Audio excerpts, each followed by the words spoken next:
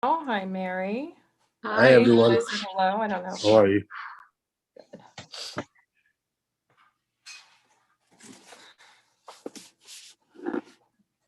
Mm.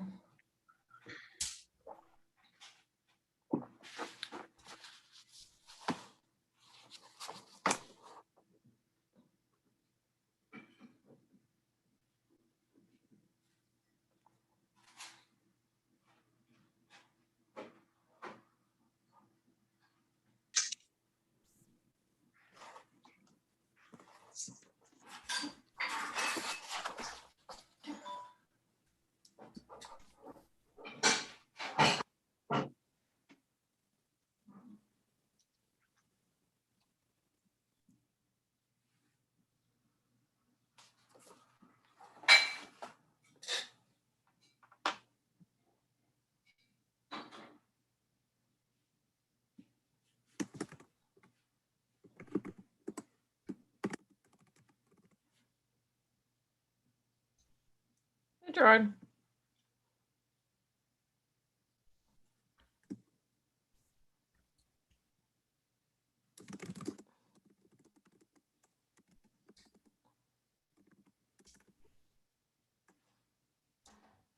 Chanel, can you check in with, we have an attendee, Deborah Barrett, see what she might need.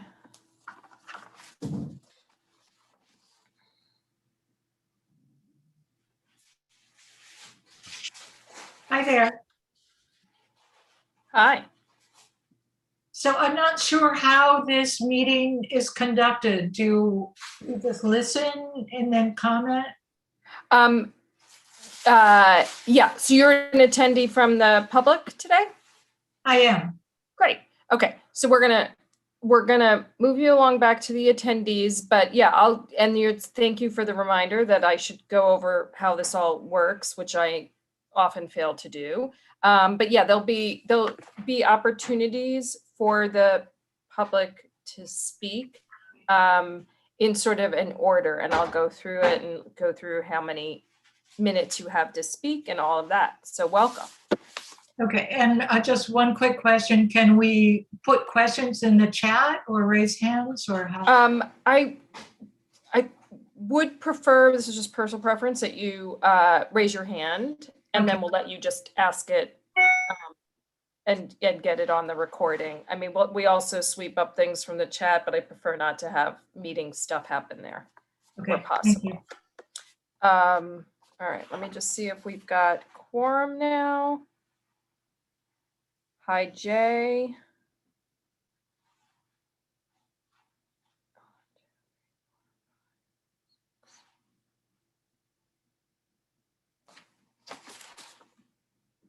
All right, I'm just going to wait till 7:05, but I think we'll be able to get started.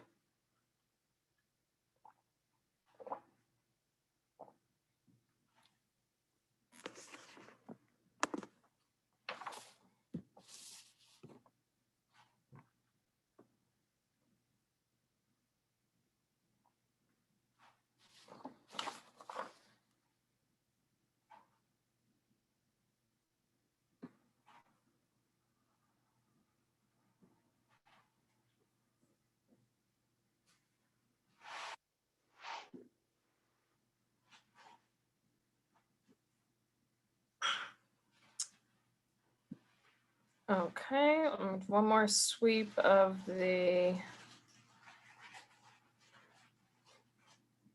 Just want to make sure we don't have any committee members sitting in the attendees, but we don't. So with that, I'd like to call to order the May 3rd meeting of CB12 Traffic and Transportation Committee. It is 7:05. Welcome, Bruce. I am just first going to introduce some members of the Traffic and Transportation Committee that are here this evening. I am Debbie Nabavian. I'm the chair of the committee. Leo Jimenez is the assistant chair of the committee. Good evening, everyone. Hey, Leo. Hey, Deb. And we have Jim Berlin, Mary Anderson, Gerard Dengel, Jay Mazer, and Bruce Robertson. Okay, I think I've got everybody. So we have 2 items on the agenda tonight. We'll get started in just a moment. I did want to provide one sort of announcement / invitation. The MTA has announced an interesting, it's called Elevate Zoning for Accessibility program. They will be presenting the program at this Wednesday Land Use Committee. So that's Wednesday, May 5th, I believe at 7 o'clock. I would encourage our committee, any of our committee members that can make it, to be there. I will also circulate to the committee and anybody else who'd like to see it. I had forgotten that Edith Prentice had done an op-ed along with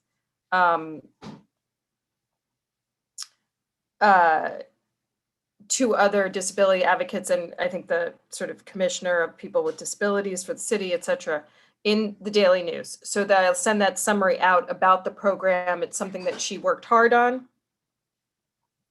with a lot of disability activists. And so that's happening on Wednesday. And again, I encourage people to go. It is going to land use rather than to us because there's a city planning aspect to it, because it is sort of getting at partnership of MTA with private developers who are building adjacent to like subway stations. So that's why that'll be on that there. So just with that, I'm going to have DOT present first. So just for everybody to know, we have presenter. The committee asks questions first, followed by any CB12 board members who are not on the committee, and then we open it up to the public if they have any questions for the presenter. At the end of the meeting, we have sort of new business, old business, or I'll do it old business, new business, which is another opportunity to hear about some other topics that the committee has been either working on or is looking to potentially turn their attention to. With that, I think we have, let's see, Irene Figueroa and Kimberly Rancourt from Department of Transportation to talk to us about a Plaza application on Dykeman Street. Unmuted. Hi, everyone. Thanks for having us here tonight. I don't know if you've met Irina before, but she's from our public spaces team, a fantastic project manager, and she's been working on Dykeman Street, kind of looking at how we can how we can expand on the success of the open street that has been there, and how we can kind of expand that and address some of the challenges that we've had as well. So she's going to run through just some general information about plazas and about the steps that we've taken for outreach so far and what we plan to do in the coming weeks and months. Hello, thank you. Good evening. My name is Irene Figueroa Ortiz. As Kimberly was saying, I am a senior project manager for the public space unit of the New York City Department of Transportation. It is a pleasure to meet you all. Today, I have a presentation deck that I would love to share with you. Is that a possibility to gain access to share my screen? Beautiful. Okay. Sorry, I always do that. I mute myself and start talking. Irena, you should be able to, Got it. Yeah, do it from the bottom of your screen. Perfect. Beautiful. Thank you very much. Okay. So the goal is to give you an update on the work that we're doing on Dykeman Street and also request your input on future community engagement efforts that they are ongoing. We have a few things coming up the pipeline. So quick overview for the people that were not in the past CB12 meeting, DC meeting. We are speaking about Dykeman Street. This is the segment of Dykeman between Seaman Avenue and Broadway. In May 2020, it was designated a New York City open street. In July, when we created the Open Street Restaurant Program to support recovery of restaurants. That location joined the program, so it became a place where a lot of the restaurants, the very vibrant corridor of restaurants there, were able to extend their operations and use. Of all the locations that we have in the city that are participating in this program, this is one of the most successful ones. So we really wanted to build on that success to see what could happen here. Dykeman Garden, who was an entity created to maintain the space, applied to the Plaza program last year, and they got recently accepted to the program. So I think I want to talk a little bit about what that means. So acceptance to the program really means that it's just like the beginning of a very rigorous process of planning and scoping a series of improvements that will lead to a pedestrian priority improvement in that location. It provides this regulatory framework that allows us to plan for what could potentially be a plaza, but it could be other projects as well. So the goal really, while the goal is to get to a plaza, it doesn't mean this milestone doesn't really mean that it will automatically result in a plaza, right? So it's just the beginning of a long planning process, like a longer planning process. So if this location becomes officially part of a plaza program, it will be joining our cohort of plazas. So we have right now 66 plazas that are open to the public. Of those, 3 plazas are located within CV12. So you have seen us before. So this will be one of them that will be joining this cohort of plazas. If we, go through process and we get to that plaza that we want to be building there. So being part of the plaza program, as I said before, comes with a set of rules, regulations, and structure.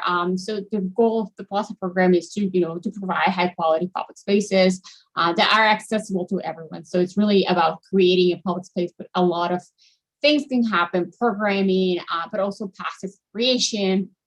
And we really are looking at these spaces as a way not to only create vibrant public spaces, but also to promote safety goals in the area. So that's something that we're also looking at when we are getting locations from their application all the way to their plaza, right? So as I was saying before, the plazas are regulated by a set of rules that are all enforceable by the NYPD, and this is an example of the signage that we typically place on a plaza. So once we get to that point, the plaza now becomes part of the cohort. So now there are all these this code and rules that are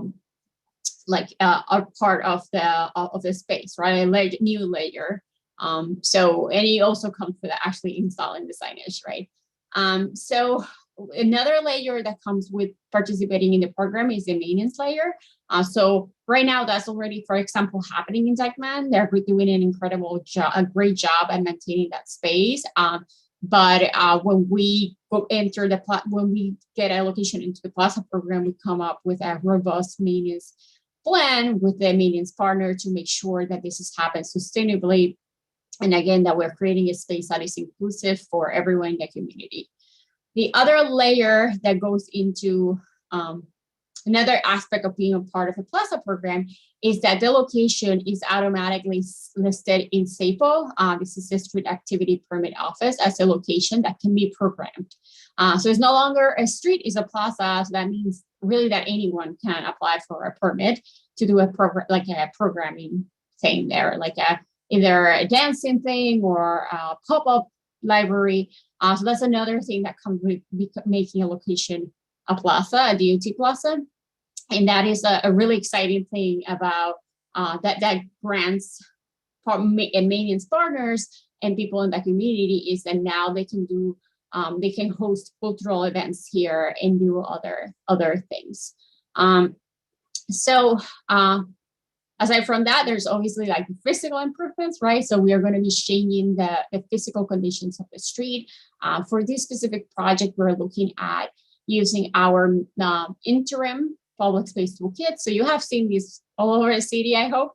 But what we do is we use gravel, markings, flexi lineators, and movable furniture to change the way a street or an area or an intersection operates. So then you're not really rebuilding the ground. It's like a softer type of improvement, like a more light touch, but still you're changing how everything works. So what you're seeing on the screen is the type of materials that we will be using for this location. Okay, so now that I got everyone up to date with what all of this entails, so now that we have documented as part of like the Plaza program, like part of the Plaza program, and now they're getting ready they want to get into the point where we have a Plaza here. What we did was to sit down with our meetings partners that are actually here in the call as well. Thank you to Susana and Victor for joining. So what we did was to come up with an outreach plan to start gathering feedback from the community. So the first thing that we did was to launch an online survey that we distributed via social media, and we posted some signage all over the street that people, so people could use their phones to scan the barcode and then get to the survey. So that's the first thing that we did the past couple of weeks. I'm going to be sharing the results of that survey in a few minutes. But that was like step one. What we have been doing over the past 2 weeks is taking some of that survey findings and starting to think about what are the next steps in the outreach process. And I'm going to be going over that now, but I do want to say that it's very important to us to get feedback from you about what you think should be the outcome of some of those future community outreach efforts. So let's go. So, okay, for the online survey findings, this is an example of one of the signage that we posted all around the street. We got 565 responses. We had it open for 2 weeks. It was bilingual in Spanish and English. And it, for the extent of the duration of that of the opening window of the survey, it was a fantastic number of responses. We asked people that responded to the survey to provide their email to share it with us. The idea of doing that is that now we can go back to the people that spend their time filling out that survey and tell them, hey, if you want to be part of this conversation, we're having these other events, so they can then join. So that way it's just maintaining, now that you know who is interested in this, maintaining that relationship and building of it.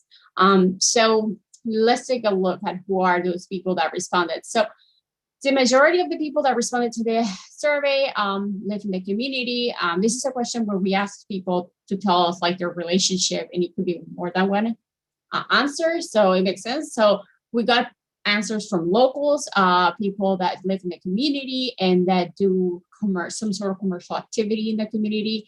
So it seems to be people who are invested in this place.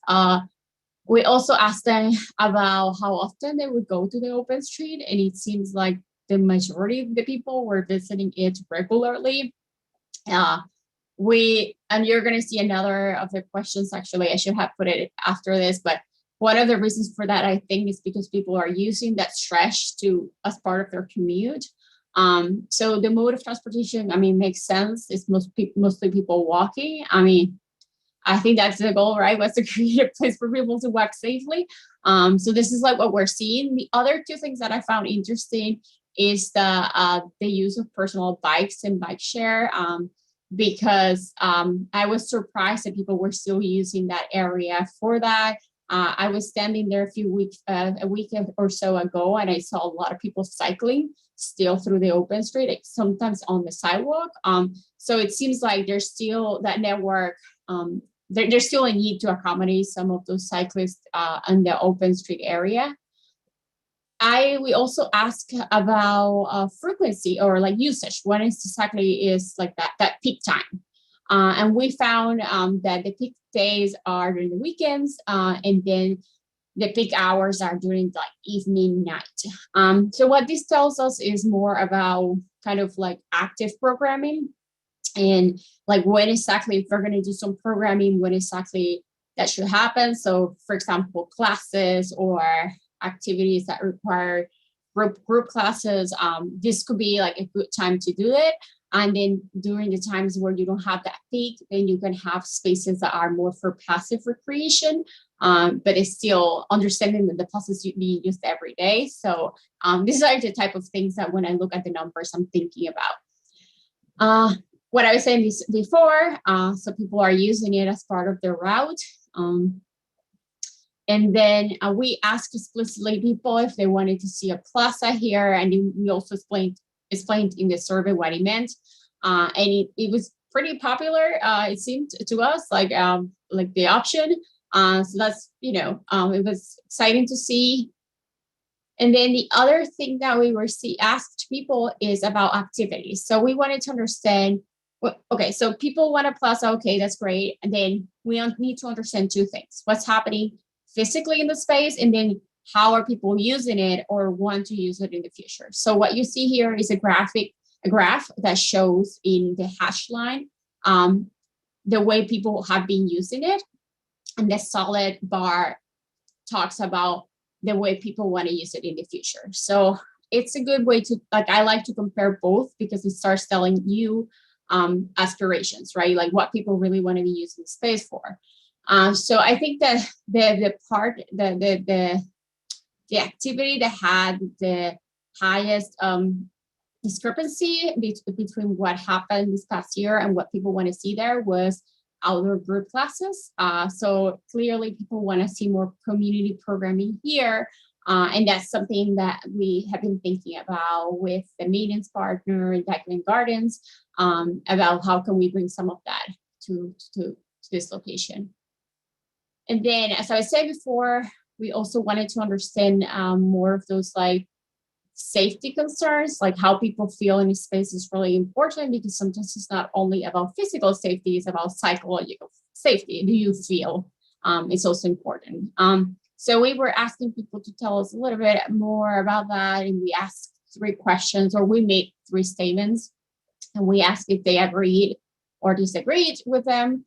So the bottom bars in each one of those statements are a strongly agreement is the orange one, and the blue one is somewhat agree. And then in the middle is neutral. So, I mean, it seemed pretty positive response for all of them, but the one asking about crowdedness, which I'm not surprised, because it's New York City, so we do get people to disagree with that or feel neutral about that more than the other ones. So it's something to be cognizant or aware of as we move forward, that the crowdedness and creating a space where people really feel like they can walk around is a really important part of thinking about how that space is going to operate. So with that in mind, as I was saying before, once we got the survey results, we sat down and started looking at maps and trying to understand how the place works. I mean, I was up there a few times over the past month. So high level things that we're looking at.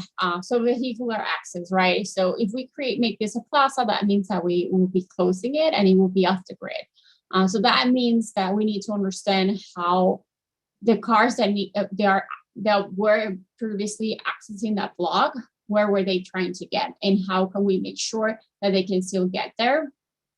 For a lot of our open streets in the city, what we have been doing is just mapping what's happening in the side streets to see if we find any inefficiency in the intersections or any issues that need to be mitigated. So that's what we're doing right now, right? It's just looking at that to try to understand what's happening in the network around, to see if there are any mitigation interventions that we have to put in place to make sure that the space can continue to operate, and that also the rest of everyone else can get to their destination on time. The other thing is the bike access, the bike network here. So I think this corridor specifically is super interesting because it has this amazing 2-way protected bike lane on one side, so south of that block, and north of that block it has also a 2-way bike connection, but it's not protected, right? So the only missing link is that block. So that's really why you're seeing cyclists still using it and using the sidewalk, is because they're still trying to get from one side to the other one. So with that in mind, it's a challenge that we need to accommodate in any design, street design that we do here, is understanding that people will still be taking that block to get from one point to the other one. And we need to make sure that everyone is doing that safely.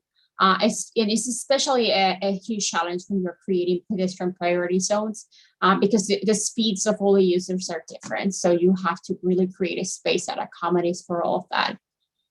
So this is something that we are looking at. The other issue is just looking at pedestrian movement in the space. We have what I like to call like foot traffic generators in this location, because we have the subway station there, the Dykeman subway station, with an entrance that is actually facing the open street. So we're trying to measure what's happening in terms of foot traffic at the intersections, and understanding that this sidewalk is heavily used and this connection is heavily used.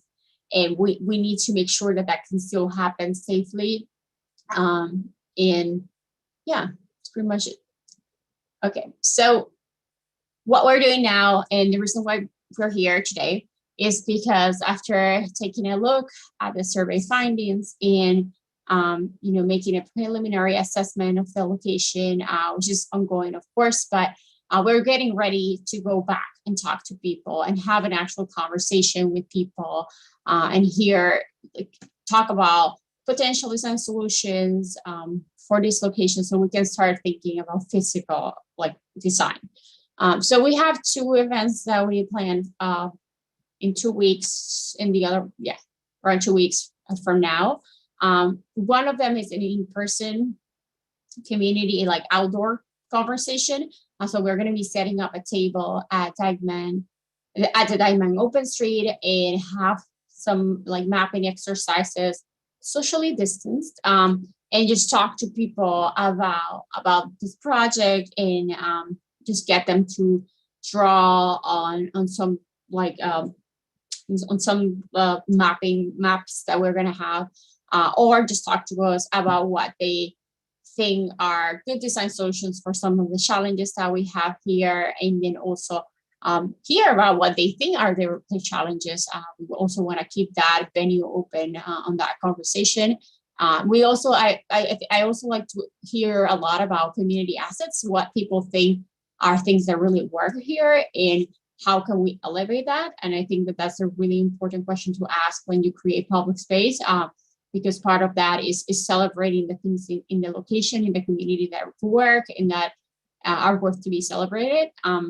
So this is the first one, is May 15th. I am going to be there from 11 a.m. to 3 p.m. if you want to talk to me. It's going to be bilingual. I speak Spanish. I speak Spanish and English. So I will be there to talk to anyone who wants to talk to me. And I'm going to be with a colleague to do that exercise. So we'll love your support in promoting the event. I will be sending this to the people who participated in the online survey, those that shared with us their emails. And then the second one is going to be a virtual workshops for people that don't feel comfortable talking to strangers, I guess, on the street, so that they can join a virtual conversation.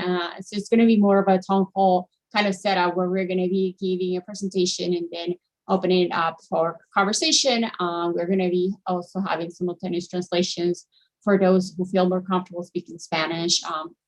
So that's another event. That is May 18th. Then I'm just gonna wrap it up saying that, as I said before, our goal is to create a long-term public space here. We are also looking at introducing some safety and bike improvements in that process, since we're part of the Department of Transportation. I do want to highlight that we really are looking for community space. So we want this community engagement events are important to us because of that, because we want to make sure that we can hear from everyone. We will be working with Dykeman Gardens on a summer programming initiative. So that will be more for the summer for the open streets. And then also we're going to be working on a long-term outreach plan, and also a long-term programming plans. So that's like also part of what we're doing on the following weeks. And our plan is to be back here. So I look forward to meeting you again and hopefully get to install some public space amenities in this location this year. So thank you very much for having me. Thank you, Ravine. That was a great presentation and very complete. I'm going to kick off questions for the committee. I have very unrelated questions, one to the other. So if you would just run through for us quickly our 3 CB12 existing sites. I know one would be Haven Plaza.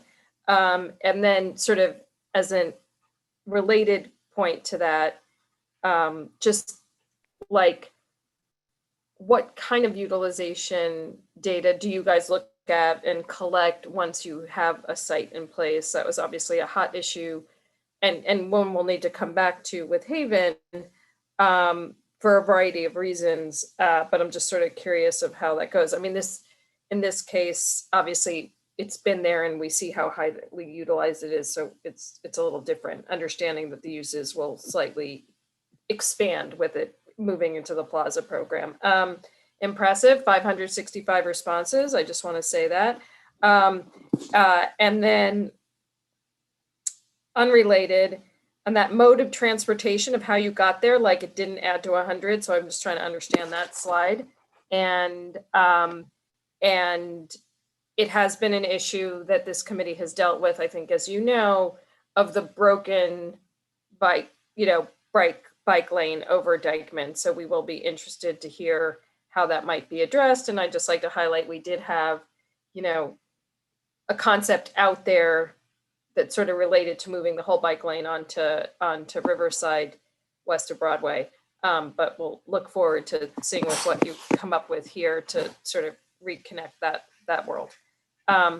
So I know that was a lot of different things, and I don't mean for you to go into any great depth in that, but those were just, if you could like sort of quickly respond to those items. That's what I had. So the 3 plazas, Haven, Yeshiva, so that's 185th, yeah. and then Plaza de las Americas. That's okay. Got it. Mm-hmm. All right. And then, right. So how do we track usage or like how people are using the space? So there are 2 ways that we do that. So we do it pre-implementation. We do the surveys that we're doing here just to hear what people have to say about how they want to use the space and how they use it. And then once things are implemented, we have a Plaza analysis effort. So we go back and then do a survey again with the people on the street. Typically, this happens with a person on the street talking to strangers. Then I imagine that after the pandemic, because we're seeing how popular and how effective these online surveys are, we're going to combine it with that. But what we do is we go back to the location and try to see what is actually happening. Mm-hmm. Because we also work with the maintenance partner on a programming plan. So that's an important piece of our plazas, is we need to understand how they're being used, because now they are part of the public domain, right? So they're plazas. So part of what we do is to track how they're getting used by coming up with a plan with the partner to understand when is it going to be programmed with it, like, for example, classes, and what is happening, when is it going to be like there's going to be open city. And again, those are things that we also then go out there and see it ourselves and then put surveys out there to let the neighbors tell us what they're seeing.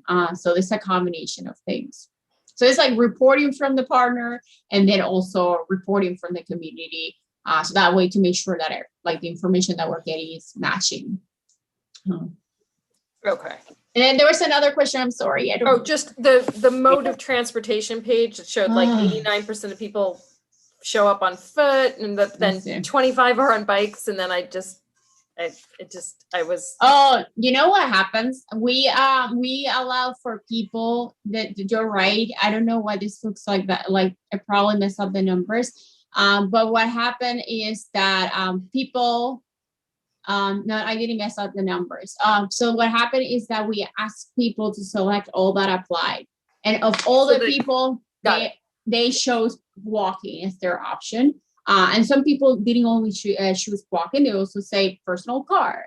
And then maybe I use the taxi sometimes. So of all the people that responded to that question, 89 checked walking as one of their choices of getting there. Okay, got it. I mean, and by the way, disclaimer, this makes sense because like a lot, even people who are like using other modes of transportation, they eventually have to walk. So we do know that too. So yeah, we understand. That makes perfect sense. Let me. Sorry. Jim Berlin. Hello, I have a compliment. I just want to compliment you on the absolute thoroughness of what you've been doing. The way you've been doing the outreach, and it just sounds like, you know, you're on top of it and you're trying to get all the pertinent information, and obviously you're reaching out to us as well.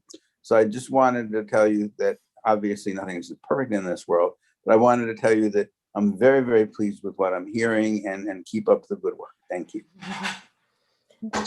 Thank you. You're very kind. Thank you. I am going to ask Maggie Clark. I know you put some questions in the Q&A, but if you don't mind, I'm going to ask you to ask them out loud so we can have it on the recording. If you still have those questions. Wait, is Maggie still here? I'm here. All right. Now, if I can just get to the Q&As, then I can read my questions. Let's see if I know, can I'm do sort that. of, There I they get are. a little challenged in terms of got 'em. bouncing around. Yeah. So the first one is in the first slide. Well, just to give you some background to the people at DOT who don't know me, I've lived in the neighborhood on Riverside, 3 blocks from there, since 1979. And I founded the community garden that is immediately adjacent to that site, which hasn't been mentioned at all tonight, which is interesting that the restaurants are mentioned and we're not. And we've been there for 37 years. So I wanted to mention, I'm also a bicyclist, and, you know, and I don't know if you saw the barricades, but those barricades have been up all year, for more than a year. And bicycles have to travel on the sidewalk, usually on the sidewalk next to the community garden. And during the summer, last summer, because there were so many police barricades that were littering the area, the people sitting on the benches outside the garden would align these barricades so that the bicyclists would have to get off and so forth. You know, there was basically warfare going on between the restaurants, the bicyclists, the pedestrians. It wasn't a very cool scene.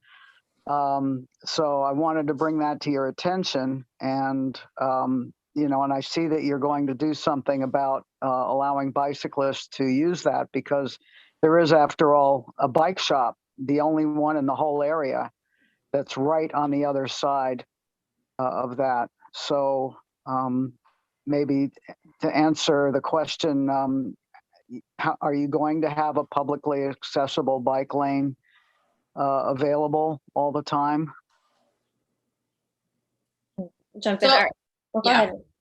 No, well, so I cannot tell you that we're doing that because again, we're developing the design, but this is something that is very, very present to us. And we know from other spaces that other projects that if we don't create infrastructure to address that need, what we're going to have is what you were describing before. It's just people. Yeah, so we want happy users. So it's something that we're looking at. But yeah, Kimberly, if you want to expand. Nope, I think Yes, that's I No. appreciate that. Thank you. And just to also let you know, because the next two streets, Seaman and Payson, are southbound one way only.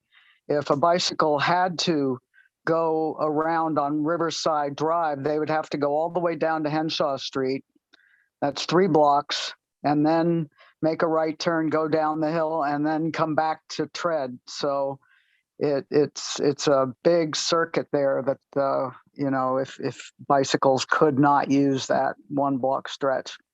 So the next question, I guess it's Seaman is not basically one way. Maggie, sorry, I think, Seaman is Sorry. not one way. It is for that 1 block, but Debbie, if we can just answer quickly, I think the first thing that she had already asked at the very beginning about the community garden, which is that I think the reason that we've mentioned the restaurants is because that's the partner who applied to the Plaza program. But I believe Irina has a list of, she has some contact there, but if Maggie, if you're the one we should reach out to, then we'll do that as well. But she's planning to send the information about the outreach events, both of them, out tomorrow. So we'll make sure that you also get that as well. That's great. Yeah, because we'd like to be good neighbors to the space and the space be good neighbors to us. all right. I mean, I do want to say also that the reason why that space is so amazing is because of the work that you're doing with the garden. It has a beautiful canopy next to it and greenery. So you do know that you are in my list of people that I was going to be reaching out directly to invite to engagements and to talk to, because I think that the success of the street also is very much it's thanks to the work that you have done with that garden. So yeah. Yeah, All right. thanks very Thanks. much. Thanks, There's Maggie. only and one other thanks. question. No, Maggie, sorry, your time unfortunately is concluded, and but we may be able to circle back at the end. I do want to, I see committee member, I'm sorry, Leo, did you have a comment? And I'm welcoming Barbara Fraser and Maria Luna, who I'll call on after this. But Leo, if you had something. Yeah, so thank you, Irene, again for the presentation. Very thorough. And as Jim Berlin mentioned earlier, it's amazing at the community outreach you guys are doing to make sure that you guys are not just bringing something, just putting it there, but more getting the community engaged to have a say in it, if it's ideal or not for the community. My question is, so aside from the positive, I guess the positive that it could bring to the community, would it affect the restaurants in any ways? I know in one of the slides it showed that the busy times or the times that it gets increasing foot traffic, I guess it's during the weekends and at 4 to 8 p.m. And that's unfortunately also the times that the restaurants have their highest traffic, especially on the weekend. So will it affect the outdoor seating for the community or for the restaurants? And how is there a plan to mitigate or to give the public the space to use during those busy times to have these community events, but also allow the restaurants to continue business?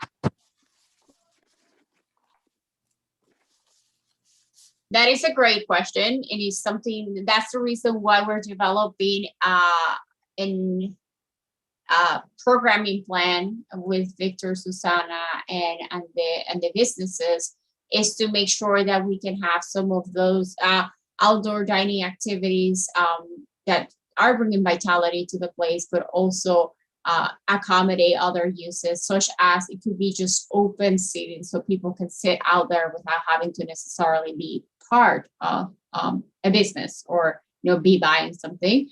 It could be having some activity happening there.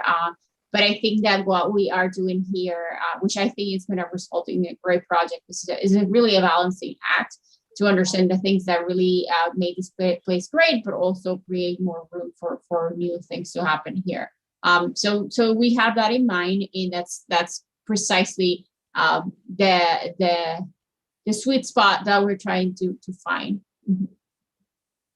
Thank you. Thanks, Leo. That was a good question. Barbara Fraser, welcome. I hope you're feeling well. Well, I am laying in bed at the moment, but I am transitioning back. Thank you for your concern. And I just want to take 5 seconds to also say, I know that I've been in the thoughts and prayers of my community board colleagues, and I thank you all that are here tonight for all the support that you've given me through this. So thank you very much. I do have a question, and I'm glad to be back, if only partially. I do have a question. I also want to identify that I'm also a board member of the Ring Garden, which is the community garden that abuts the proposed open street, and have been a Ring Garden member for about 30 years and have been a board member on and off during that time period. My question or my statement, my concern is that, especially in the 4 to 8 period, and also programming, that a wide section of the community be involved in any kind of programming. The group that you're mentioning right now of programming or whatever seems to be primarily restaurant owners, and that's not the community-based open programming that we would be looking toward. You have the Pied Piper Theater Company, you have choral groups, you have a dance group, you have people connected with Martha Graham that live in the neighborhood. I could go on and on, but that's the first point. The second point is that there's the area there has been, in a sense, possession is 9/10 of the law, has been largely taken over by open seating restaurants, all the way up to the gates of the Ring Garden, onto the sidewalk, putting restaurant tables actually on the sidewalk, and waiters and such putting their setup tables there, where they put their napkins and their plates and such, right there, even along the benches of the Ring Garden. So in the evenings. So there's not an understanding, I don't think at all, that this is a public space and a public space for the whole community. So my third aspect of that is that generally there have been very heavy iron, what do you call those, stanchions that have been kept across that actually prevent people from even walking into the area unless they're greeted by a maitre d' or what restaurant are you going to? Now, do you plan to have that area open as an open street, like anyone could just walk in just as usual? Or are there going to be metal guard gates, the waist-high metal guard gates up that prevent access? I think open access is essential. And in any design aspect, there have to be open access, and there also have to be clear limitations on where any kind of dining table can be placed. So I'm back. Also, the one last thing. Barbara. It's so Also, good. you've not also made really any investigation in terms of the noise impact on the people who live, hundreds of people that live in the buildings above where the restaurants are. And they have great concerns. I think if you go on Tanya's group, Washington Heights Inwood for Respectful Decibel Levels, you will see these people are suffering. They are suffering, they are moving, they do not sleep. It is an incredible health crisis and public health crisis. So to paint this all in rosy tones, which I think Tanya can speak to eloquently, is disingenuous. And unless you have something in place that will absolutely control a decibel level, you are doing a great disservice to this community. Done. And Barbara, are you aware, and for everybody to be aware, I should have actually said this. Tanya is here in her capacity with the noise task force, and she's on the agenda because she's going to present some things. And Kimberly, I am going to ask for you to stick around with us. But I will stick around. I'm laying down. I'll stick around. But for DOT as well, but for our second agenda item, so we can sort of take that question up now in part, but we will have an opportunity to delve into that a little bit more in the next agenda item. But also stick around for that. Yeah. And if DOT though does want to respond to the, Barbara's question about sort of how, given that Dykeman Gardens is sort of a group, the operator partner is a group of restaurant owners, as we understand. So Barbara's question, if you can address a little bit, about then who's going to be doing the non-restaurant, programming activities, and then will those access issues that have been a little dominated by restaurants, how that will play out in the plaza versus open street that was restaurant program. Yes, so we are aware of like a lot of the things that you're mentioning about the planters that block, like that separate the sidewalk from the open street area. When a plaza is different than an open street, as part of the design will be the placement of planters. It has to be porous, so that is not something that we would ever make part of our design. So when we are moving a project from an open street project to a plaza project, a lot of what we're doing is looking at those accessibility issues and managing those as part of the design. So that's something that we're going to be addressing. I'm very interested in the list of cultural centers or organizations in the neighborhood that you think that we should be engaging. I would love to get that list. If the community board would like to send us that, we would love to follow up on that.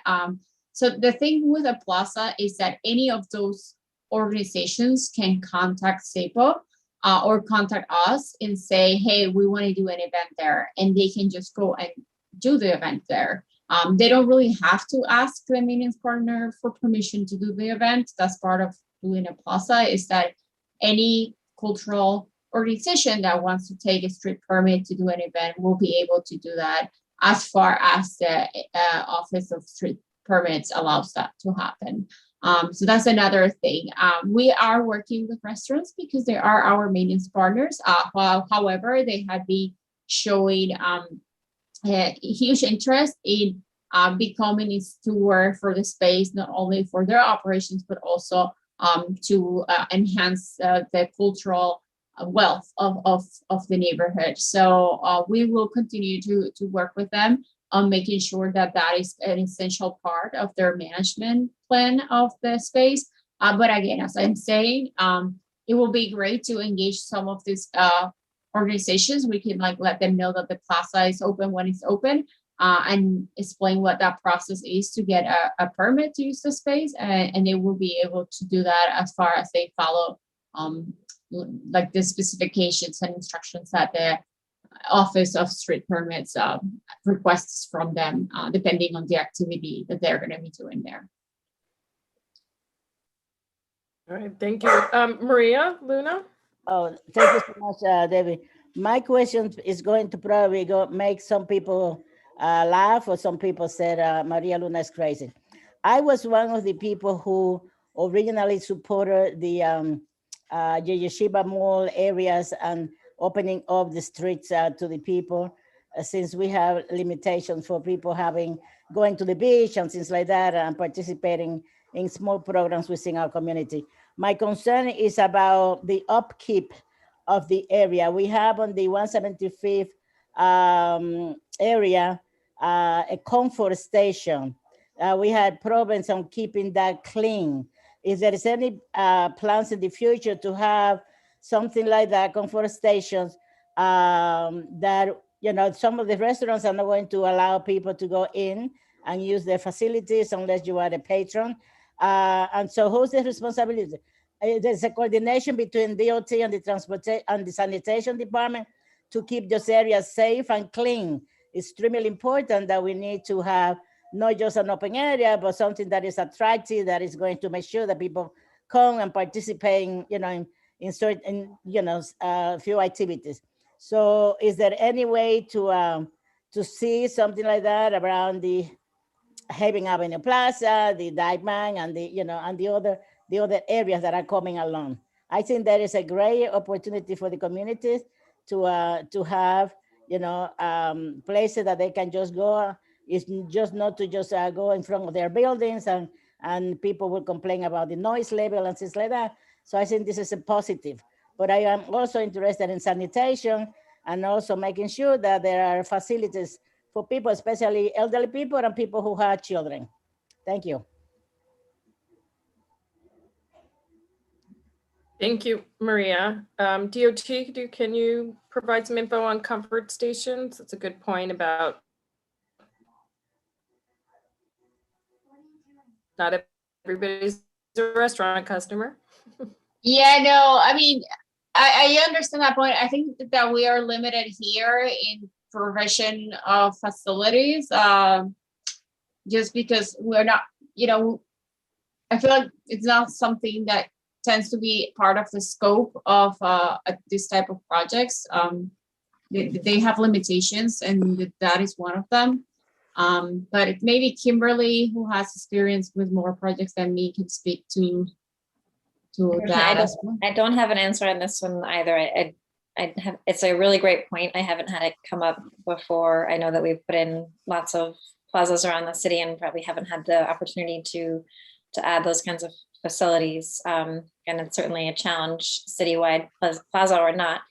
But we can kind of see if we can get any better answers for the next time. But it's a great question. I appreciate it. It is an excellent question, especially with the type of work that we're doing. So we do have to think about that more holistically for other places too. Thank you.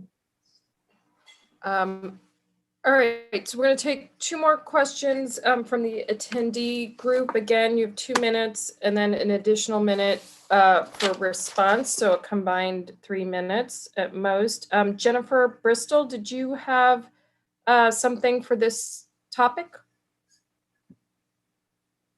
Yes, I did.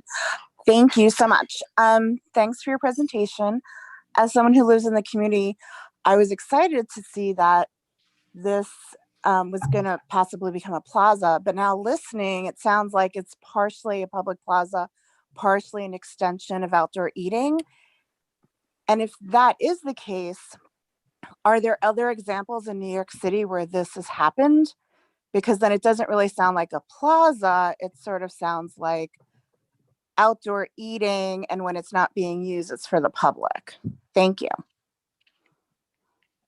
So it is happening right now everywhere in the city. So let me tell you why that is. Because this is a new typology of use in plazas, and this all came up with the pandemic, right? All our plazas people were not using it for outdoor dining. Now, because of recovery, we are allowing some of those activities to happen there. Next year, the framework, the regulatory framework is going to be different. We expect it to be different. Kimberly can speak to this better than me, but I'm just going to speak from what I see from where I'm standing. So the way that the operations of restaurants are going to be taking place on the plazas might be different. We suspect that the capacity is going to be way reduced, but we don't really know that because, again, I like to say we're building the bike while we ride it. We're in a very unique time. And if you go to, I would say most of our plazas in New York City right now, you will see some outdoor dining activity happening in there. It's just like what is happening as part of recovery. It has been a successful way of activating the space during the pandemic. It has allowed for recovery, economic recovery in neighborhoods. So that it's a combination of things that's happening. So the reason why this looks new to you is because it is new. It is new to me too. Like I had never seen this before in the city. So yeah. It's really, yeah. So at the end of the day, it's really not public space. We're giving public space to commercial entities, and it's okay because right now it's the recovery. But what happens when the city's back and the pandemic is over and now they have that space? It's very worrisome because as someone who is a volunteer at the garden, and, I didn't go to the garden at all when we even were allowed because I got hookah drifts into the garden on a regular basis. So it wasn't really pleasant. So I was looking forward to it being available to anyone. But thanks for your clarification. I appreciate it. Just to further clarify that I know Irina said this, but just to clarify that a lot is still unknown about how we are going to evolve the Open Streets program and the Open Restaurants program into permanent programs. So we definitely do see this as public space. what opportunities there will be for outdoor dining will be consistent with what happens throughout the city and is still to be determined.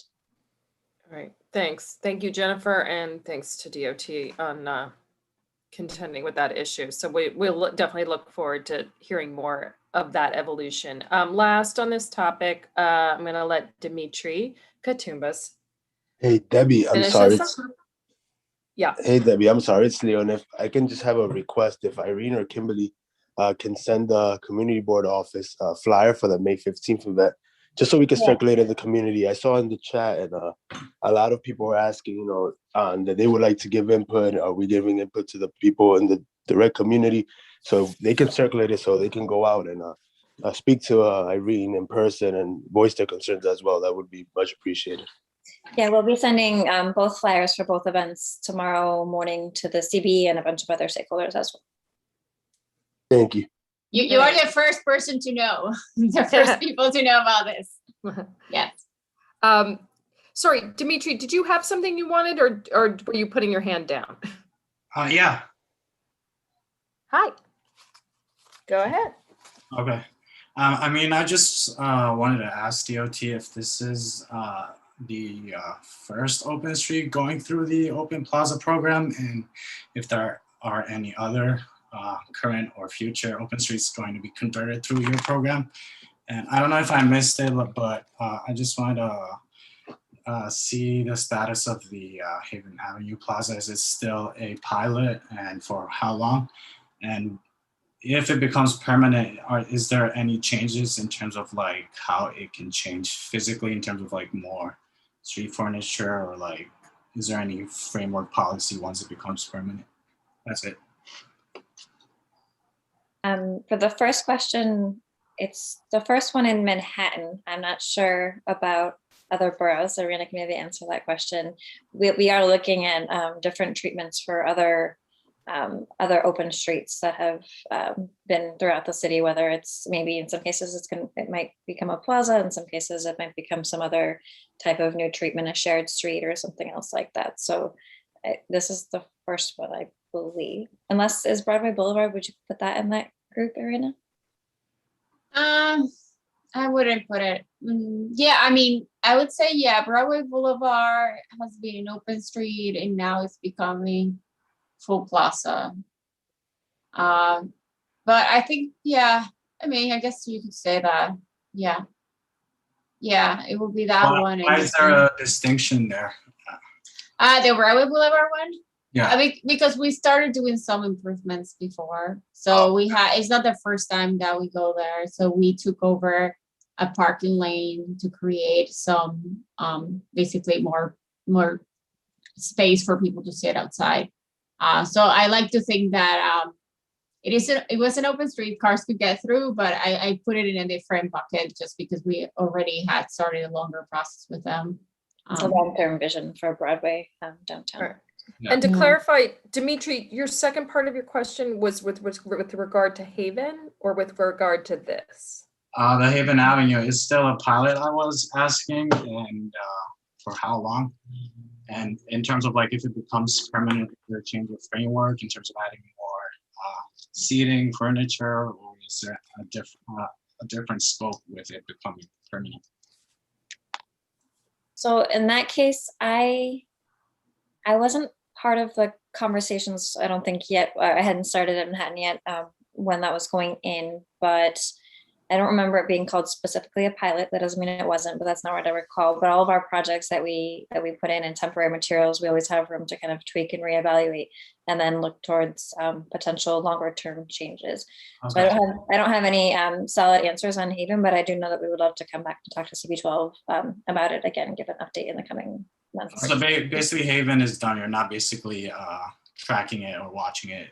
Wait. Okay, let me just jump in here. This is a matter of like reso, not just like what we feel. So it's not a permanent plaza, but all the timeframes now got kind of scrambled because then the pandemic happened. So we were supposed to have like, once the Haven Plaza went in and there was a period of time where utilization would be tracked, some of this, I was not part, I was away from the committee for a little while. So, but as I sort of see it from the time it went in, there really wasn't enough time before like sort of the pandemic hit, and you didn't really have like a full cycle of like spring, summer, etc. So, but there's nothing that's sort of that the community has signed on to sort of make that a permanent. But I do think that given what a significant conversation that was at the time, that this needs to be its own thing. So Kimberly, like, we need to come back to this. Absolutely. But I need to get, like, maybe if you can look into, or whoever is the right person to look into, of sort of what are the dates, because some of this I wasn't around for. So when was it in place? What month? And then so then we can figure out, and that's part of the reason I was asking about utilization. Because yeah, it's definitely been a strange year. I know we have planned to come back, so I'll double check. So let's discuss whether that's can end up happening. Is that something before we break for the summer or not, or something that we have to look to for the fall. So let's try to get a picture of that and a game plan. So I thank you, Dimitri, for raising that, because it's an important issue for a lot of people in the community.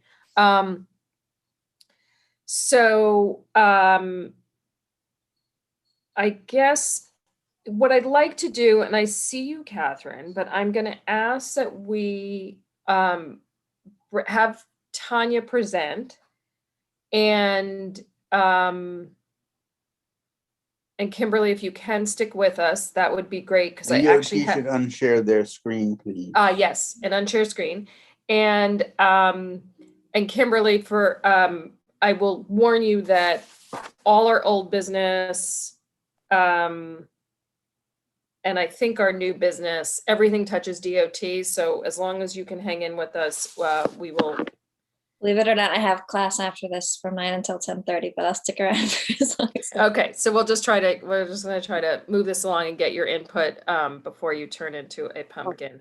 Debbie, I'd just like to mention, there's some very pertinent questions in the Q&A. If she could look for the DOT, if she could look at those before we get back to her. Okay.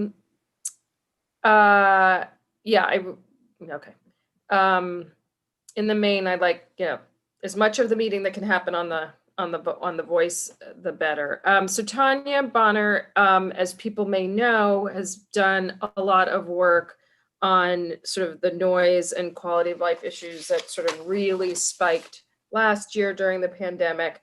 And she asked to come to speak to us about those things that sort of touch upon streets, that's coming out of the work of that task force. Tanya, if you can possibly keep it to like 5-6 minutes on your side, and then we'll move it to questions. And I hope Catherine Sullivan and et cetera. And I know we have some things in the Q&A that went to decibels and stuff like that, that we can bring it into the questions for Tanya or DOT from there. Fast. I needed to share my screen though, to have a couple slides that I wanted to show. So as a panelist, you should be able to just do that disabled from the lower. Chanel, do you need to give her the assist? I thought as a panelist, she could do that. No? Now I can. Thank you. Okay, great. Thanks, Chanel. Perfect.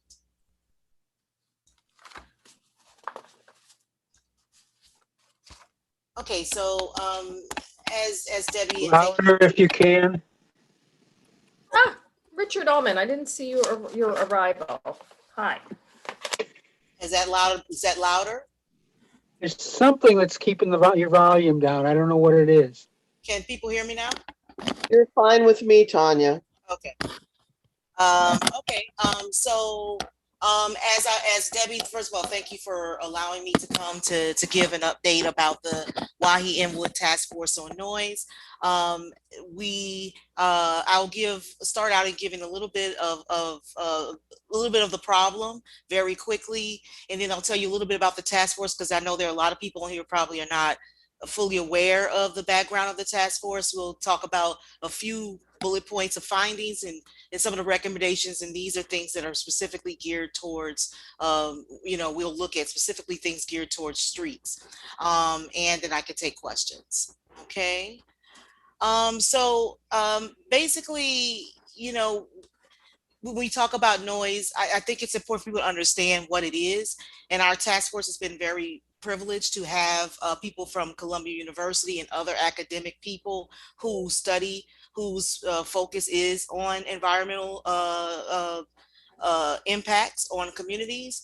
And so they've been able to help us to define what noise is.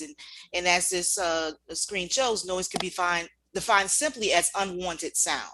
But as we know, it's not that simple. It's a hazard to our health and our well-being. The U.S. Environmental Protection Agency stated back in 1978 that it is finally clear that noise is a significant hazard to public health. And WHO, the World Health Organization, otherwise known as WHO, has estimated that human exposure to traffic noise in Western Europe, for example, represents a loss of over 1.5 million healthy years per year. So a large part of this is a decline in our quality of life. It's attributed to this, and it contributes to things such as beyond just annoyance, but it can contribute to cognitive impairment and sleep disturbances, which those sleep disturbances can lead to adverse health impacts on us. And so I thought it was very important we understand that. So the task force is particularly concerned with environmental noise. And particularly we're talking about environmental sources that include roads, rail, air traffic, construction, and industry and community sources such as our neighbors, loud radios, television, bars, and restaurants, and also those things that people do in their leisure, such as playing music and portable players, fireworks, firearms, dirt bikes. And so this task force has been particularly concerned with that, and there is very good reason for that.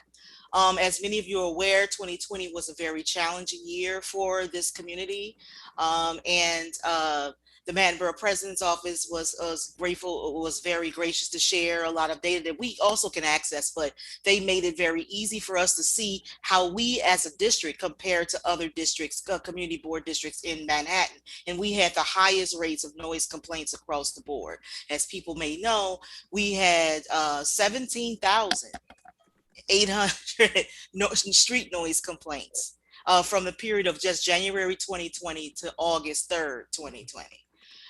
We had over 9,000 residential noise complaints. We had almost 4,000 illegal fireworks complaints. We had 4,400 vehicle noise complaints. So we were really heavily impacted by this. And for some, for many of us, it was no small matter. I know even for myself, pretty much feeling driven out of my own home during this period of time. And as we said earlier, yes, this is a public health issue, but it's a health issue because of things like this.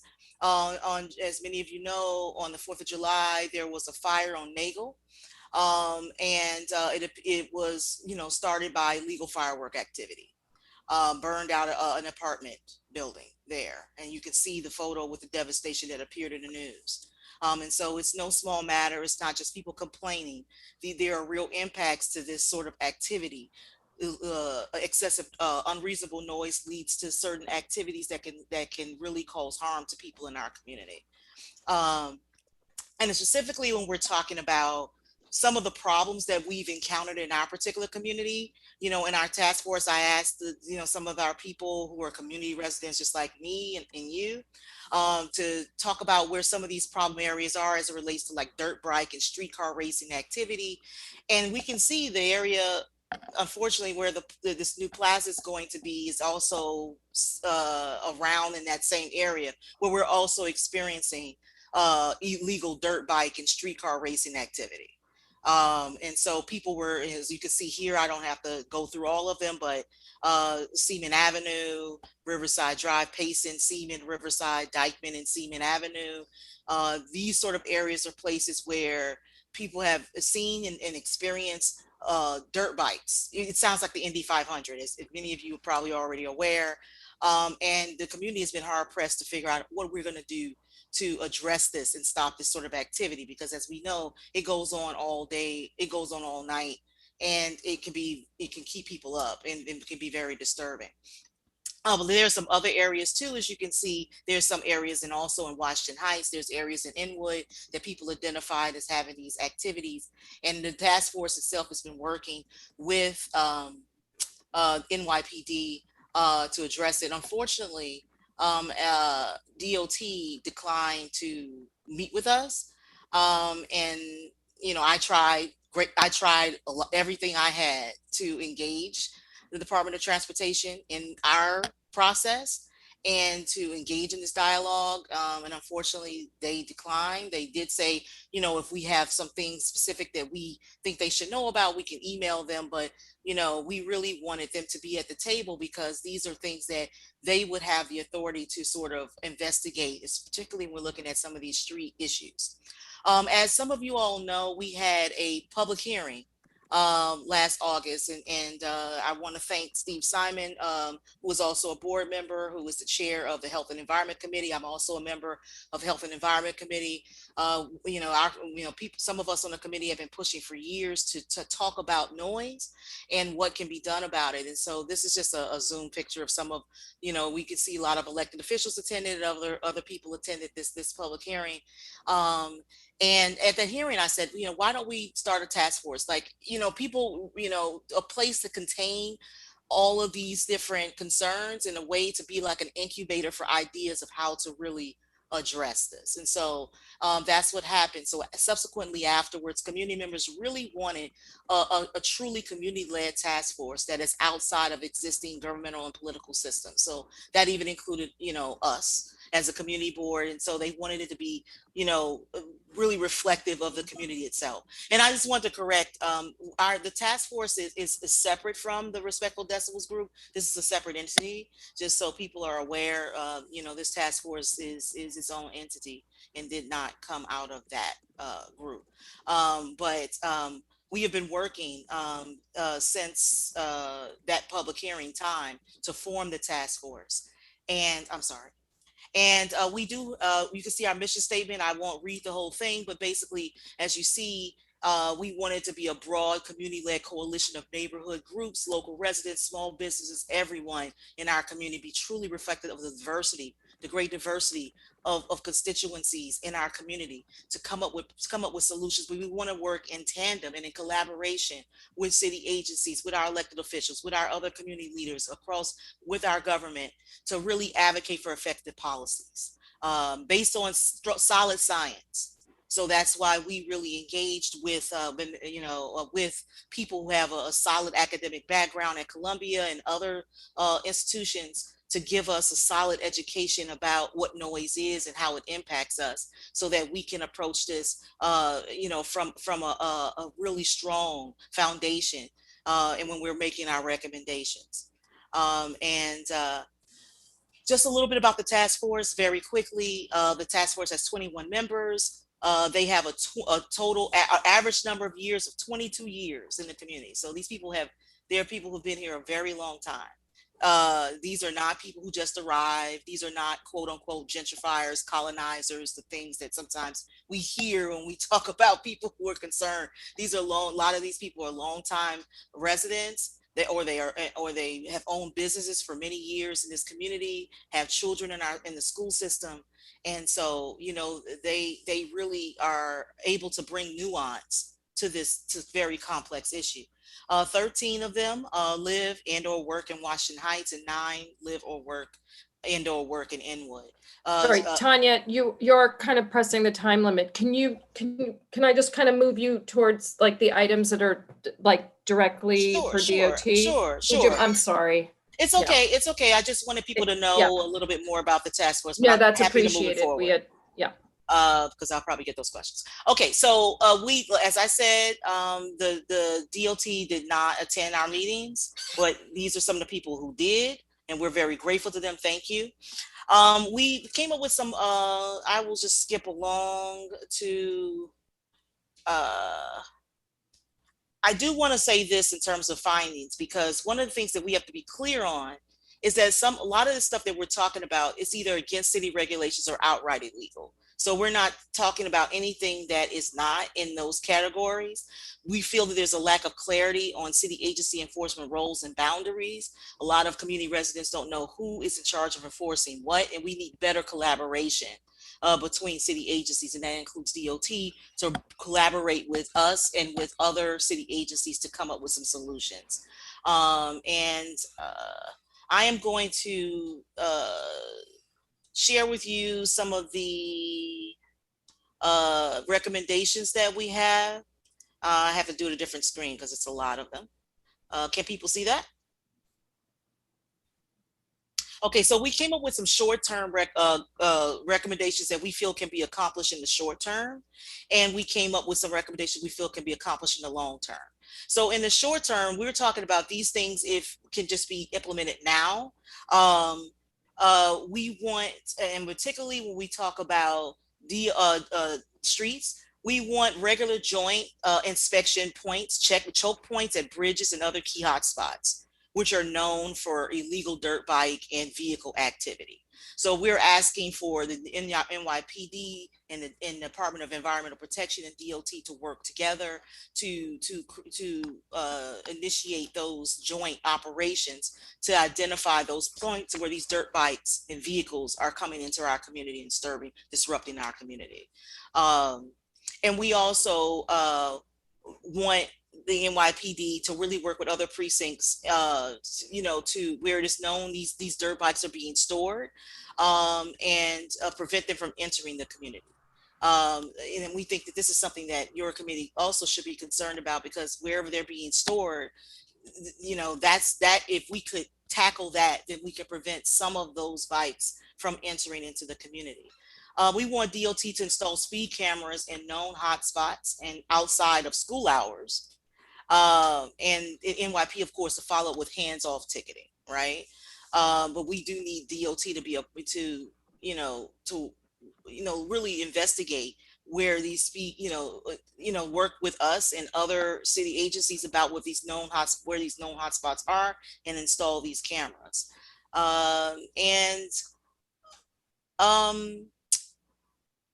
We do feel like some of this stuff can be done in terms of hands-off if we just install the technology, and if those joint operations are done, people can just be ticketed and things can be done to really be a disincentive for people to continue this behavior in our community.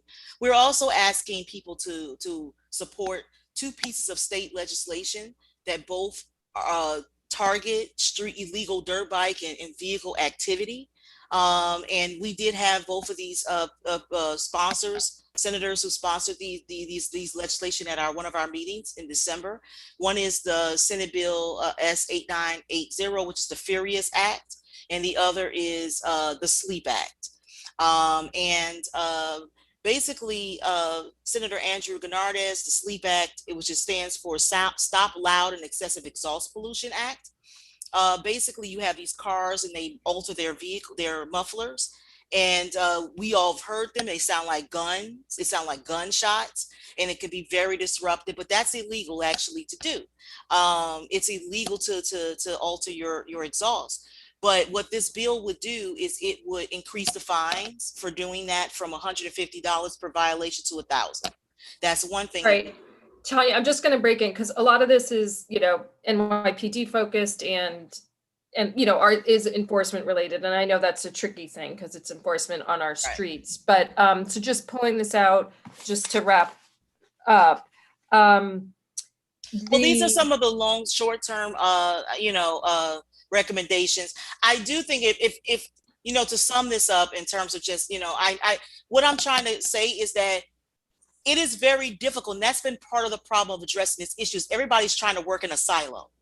And I get that DOT does certain things, But I think in order for us to solve this problem, these agencies are going to have to work together and in order to coordinate efforts in order to address the issue. So yes, you're correct. While DOT definitely has some boundary lines, I don't think it's clear for a lot of people where those boundary lines are. And so we as a task force are asking all, this sort of be mapped out.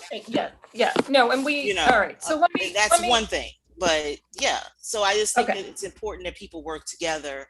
And we are also asking for the noise code to be updated because that includes a lot of some of the language around some of this vehicle activity in terms of decibel levels. We want the noise code to be updated because it hasn't been since I believe 2005.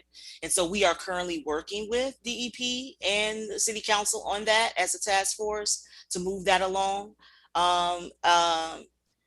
So yeah, I'll stop right there and let people ask questions. I don't want to. Yeah, I hear where you're going.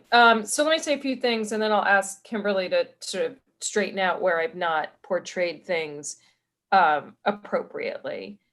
And certainly understanding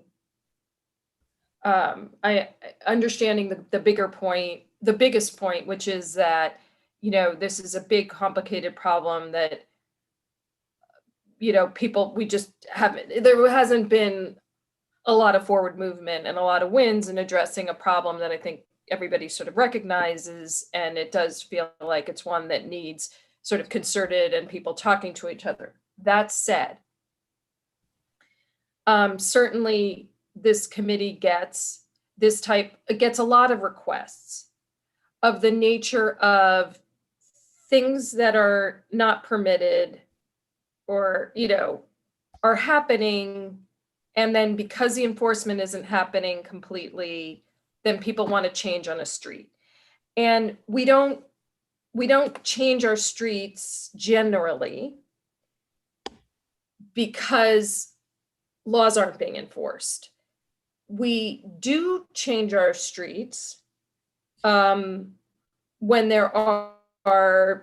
when the streets aren't working from a safety and congestion standpoint. So you do things to lower fatalities and serious injuries to pedestrians, to bikers, to cars, et cetera.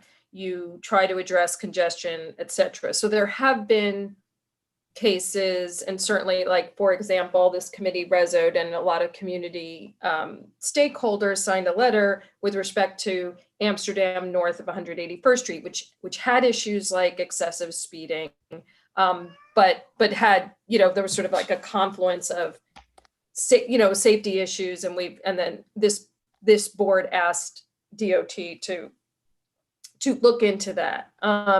So there's certainly times when we'll do that, but we do, and I think every committee works a little differently, with their agency that they interact with. But I would say that in terms of CB12 and DOT,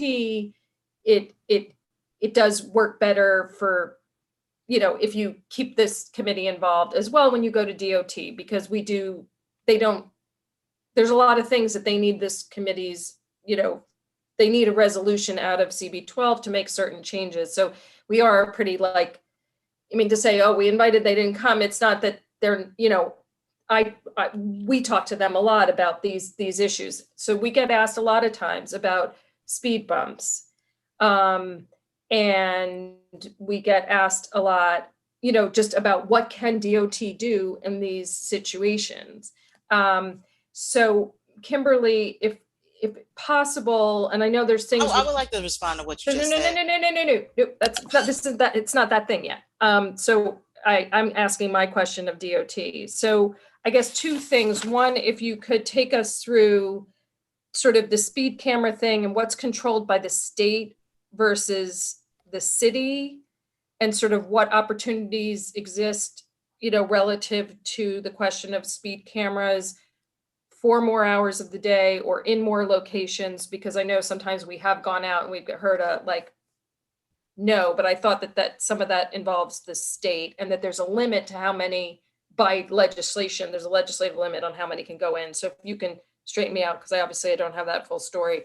And also just sort of speak to a little bit sort of where there is opportunity to potentially use our streets in these cases, where we're trying to sort of reduce the incidence of these activities that, you know, we don't want happening. And unmute yourself. Good idea. That helps.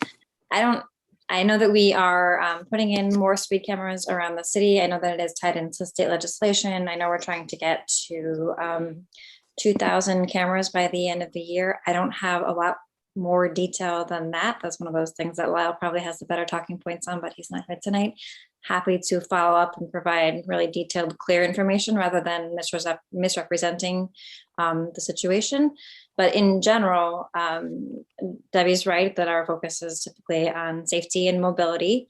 And so I'm not sure that I'm not sure who was invited specifically from the task force, but I can't speak, so I didn't finish my thought. Okay, Tanya, you know, so I was going to explain to you. Dial it down. Kimberly's answering and we'll come back to you as needed.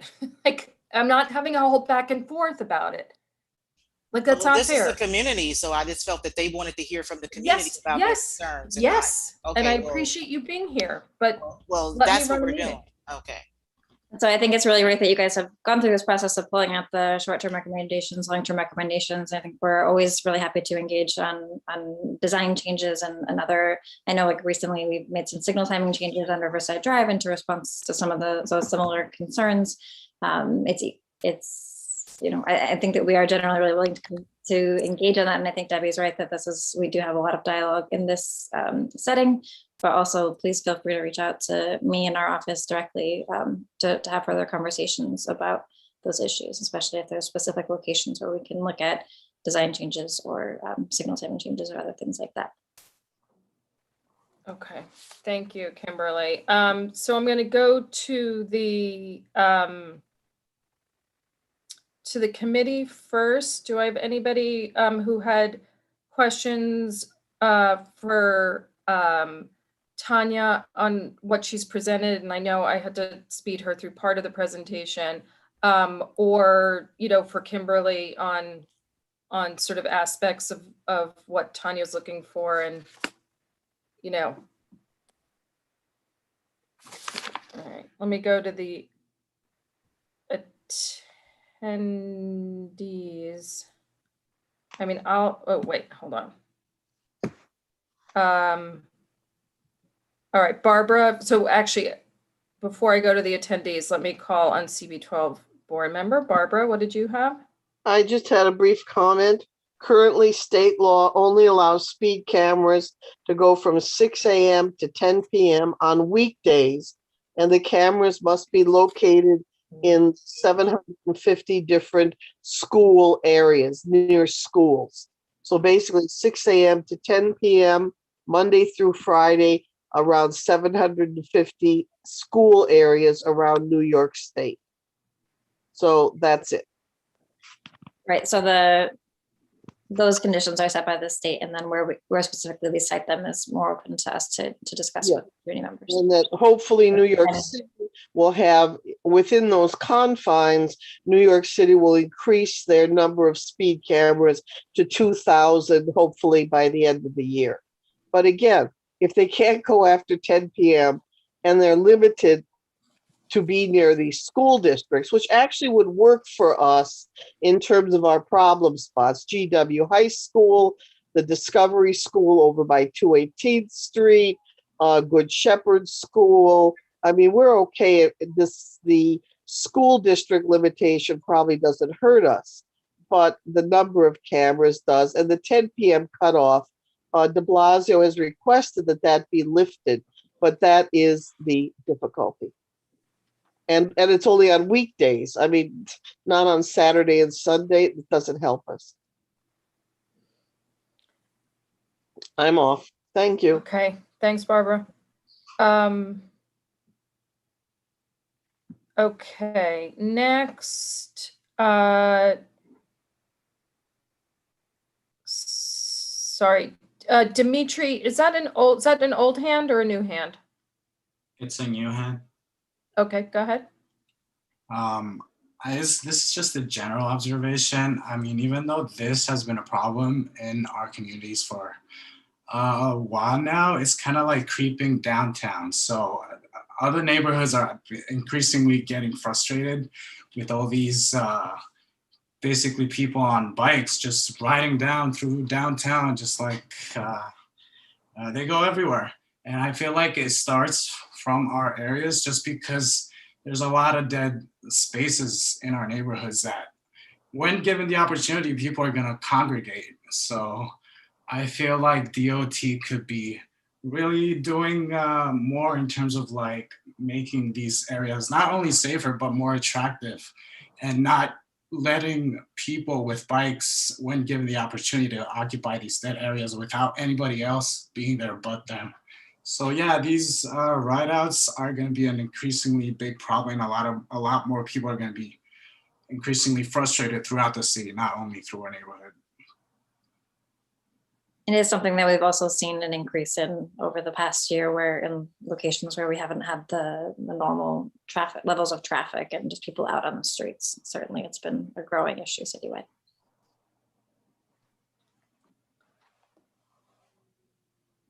All right. I just want to say I messed up. Catherine O'Sullivan, I thought, had a question that sort of would bridge both these conversations. And I see in the Q&A that her question, Kimberly, was about sort of how the zip codes were, like how you defined living close by for the bike survey, for the Plaza survey. So I'm gonna, would it be okay if I connect Catherine and Irina, or do you know off the top if it was like kind of let people self-define that distinction, or you provided some definition of living close by? Irina is still on, so she might be able to give a quick Yeah. answer. Sorry. I mean, we asked that question in 2 different ways because we know that people understand that differently. So we have a question where we specifically ask, do you live nearby? And they could select that. But also at the beginning of the survey, we asked people to identify the intersection that was closest to their home and the borough. So that way we knew if they were close to the actual location. So we got that way. All right, thank you. And Catherine, I apologize to you for misunderstanding what you were going for. So if you have, do you have anything else you wanted to raise? Should I log off? Well, Because are you done just, with No, me? because, no, Tanya, when we have a presenter, then now people. Because I haven't even spoken. I didn't even get 5 minutes. And I just don't think, and I think that is part of the problem Sorry, with this issue. gave is you that- 5-6 minutes for the presentation. And now people are asking you questions for the most part. And I'm sorry, I need to sidebar with I Catherine haven't gotten because I no question. blew it with her. So, Well, my original question was like, were zip codes used for the Dykeman Plaza outreach? Because, yeah, what's close for one person isn't close for the other. I'd be really curious to know what the breakdown was by zip code, i.e., which zip code in Northern Manhattan they were living in. And the other zip code question was in relation to speed cameras. Do you know where any of the new speed cameras are meant to go? But Barbara already answered that by saying they've got to be in school districts, because I've wanted a speed camera on Seaman Avenue and Riverside Drive for 30 years. So they need to change the law up in Albany. And Tanya, I just want to say great work with the task force, and let's hope for a quieter life. Thank you, Catherine. thank you, Catherine. Thank you. Thank you, Debbie. Sorry, and sorry about that. That's okay. All right. Maggie?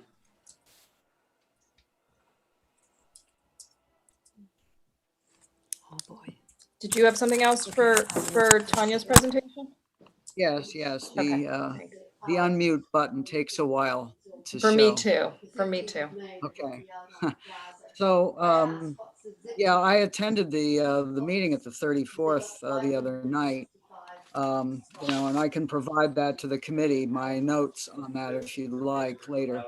But One thing I wanted to say to DOT is that the community has been asking for speed bumps on Riverside and Dykeman, and the NYPD at the 34th said that they have been asking for these same speed bumps, and all of us have been refused.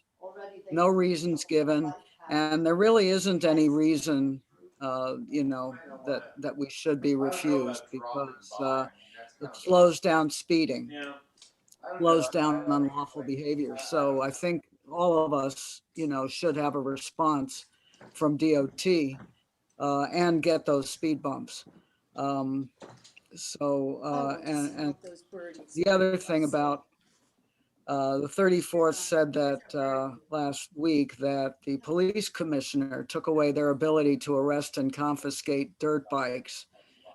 And I don't know if that's true. I don't know if the community board can find out, or whether they're just sort of fobbing off responsibility for doing it. I asked how many bikes they had confiscated lately. They said 2. That was at least a month, maybe more. And I've also asked the 34th about decibel meters. Going back about 10 years, I spoke to the commander there, and they didn't have any. They don't seem to be interested. And it just seems to me like, they're hands off of the noise issue. Okay. Donna, keep us focused on DOT. But Kimberly, is it possible, because I know I sometimes lose track of it, to go through the criteria list for speed bumps? Because if memory serves, it can't go on two-way streets or bus routes, but I think there's other things. Are you able to go through the criteria with everybody? Because it is something we get a lot of people saying, like, why can't we just put in a speed bump? Yeah, no, those are the 2 that I know off the top of my head as well. And again, that's sort of a wild question. I'm sorry. I don't always have all these answers prepared if I don't know in advance what the latest is. I can try to get the answer for you now. Yeah, and I think it's somewhere on the site, and I meant to look it up as well, because it is I know that's a source of frustration to people, because, it's the first thing, the people think of, right? Because it's like, let's just slow it down in the simplest way. So, if you could just sort of work that for a moment, I'm going to move on to. And is there any way to change the policy if it's just a blanket citywide policy that doesn't even look at the instance of where the speed bump would go? It's about the bus routes and truck routes. So we've been working on like new types of treatments, like speed cushions is something that we've now been putting onto bus routes, but we're not able to. There's kind of a backlog. It's not something that we've been able to do very quickly. Neither Dykeman nor Riverside is a bus route. Sorry, Maggie, let's not have back and forth. But Kimberly, Mike, can we assume Riverside Drive would have bumped into, and Dykeman would have bumped into the 2-way rule, right? Yes, and I can get back to you on specific reasons why those locations are not. And I just said I wasn't back and forthing, and then I back and forthed. Sorry. Sandra, Jim, did you have something? The thing, and then on some level, and we have to understand what this is all about, on the issue of speed bumps, on the issue of noise, on the issue of dirt bikes, we're talking around in circles. And the reason this is happening is because there's politics that's done by the politicians that's running and that's how it is. That's running the police department, that's running, DEP and, environmental conservation. It's all tied up in politics. So if the politicians don't want to annoy, the wrong people with noisy bikes, they won't do it. And the real problem, frankly, is we need, and sometimes near election day, that's exactly what you don't find. We need some politicians with spines, because, I found it very ironic that there's an act called something like the Quiet Act or the Sleep Act or something. I've been saying for the longest time, and this is another issue, that every single citizen of New York, whether they're rich or poor, whatever ethnicity they are, whatever their age is, They deserve peace and quiet to sleep at night. And so I applaud what Tanya and her task force are doing. I don't know if she's still here. If she is, yes, she is. I'm glad, I hope she gets to hear this because they're doing wonderful things. And I think she and the task force and all of us are absolutely right. There are these issues that are impacting us, and our elected officials are not doing what they're supposed to be doing. And as in fact, we're seeing, they are tying the hands of the actual officials, the police and so on, who should be doing things. So that's the real situation. And we can talk all night until they decide to do something. Nothing's going to happen. Thank you very much. Thanks, Jim. Thank you for bringing up that point, because I couldn't speak, but we did meet with our elected officials in March. And so I had a lot of perspective that I could have brought to this, but thank you, Jim, for articulating in place of my voice one of the things that I want to point out. But I will be at public safety. I will be at the Health and Environment Committee meeting, and I will be at the Concerns of the Aging, where you can hear me clearly. You will be able to get a full presentation. You will be able to get our nuanced, what we've learned from this process. You'll be able to get all of that in one of those committees. So feel free to join me there. Apologies for tonight. I don't have any control over that. So thank you. Tanya, I know you don't like how I run the meeting. I appreciate you being here. I was trying to keep us focused on things that are tied to DOT. You will have an opportunity to speak again. If somebody asks you a question directly, you will have, again, there's a total of 3 minutes. You'll have time to respond in response to that question. The questions so far have primarily been to DOT. Maria? Oh, thank you. I want to ask very briefly, the number 6 bus that goes from Manhattan to the Bronx that starts on Riverside Drive. Now the starting point that have been moved further away from the entrance of the River Terrace, that residential and they will like the buses to go back a little so the senior don't have to walk too far from where they get onto the bus. And then number 2, Debbie, in the future, it doesn't have to be like today, but I want to have the opportunity that people from DOT have. We need to have a place on Broadway and 158th Street where the new Chipotle is coming up, 157th Street. We need a seat where people can sit and wait for the bus. I know that the landlord before, didn't want to do it. Then if I wanted to have that thing done, and it was we were opposed. It's time to get that thing back into the agenda. We need a seat for people to wait for the number 4 and the number 5 bus. All right, that's it. Thank you. Okay, thanks, Maria. Debbie, I just wanted to jump in on, if I can just go back to the speed bumps for a second. Seeing that it is, I think 2-way is okay. I think 2 lanes in each direction is not. So I'm not sure what the reason is on Dyckman west of Broadway that is not a bus route, because it is a bus route east of Broadway, but I'll definitely check into that. Thank you. Thank you. That would be great. Every little bit would help at this point. Cheryl Miller.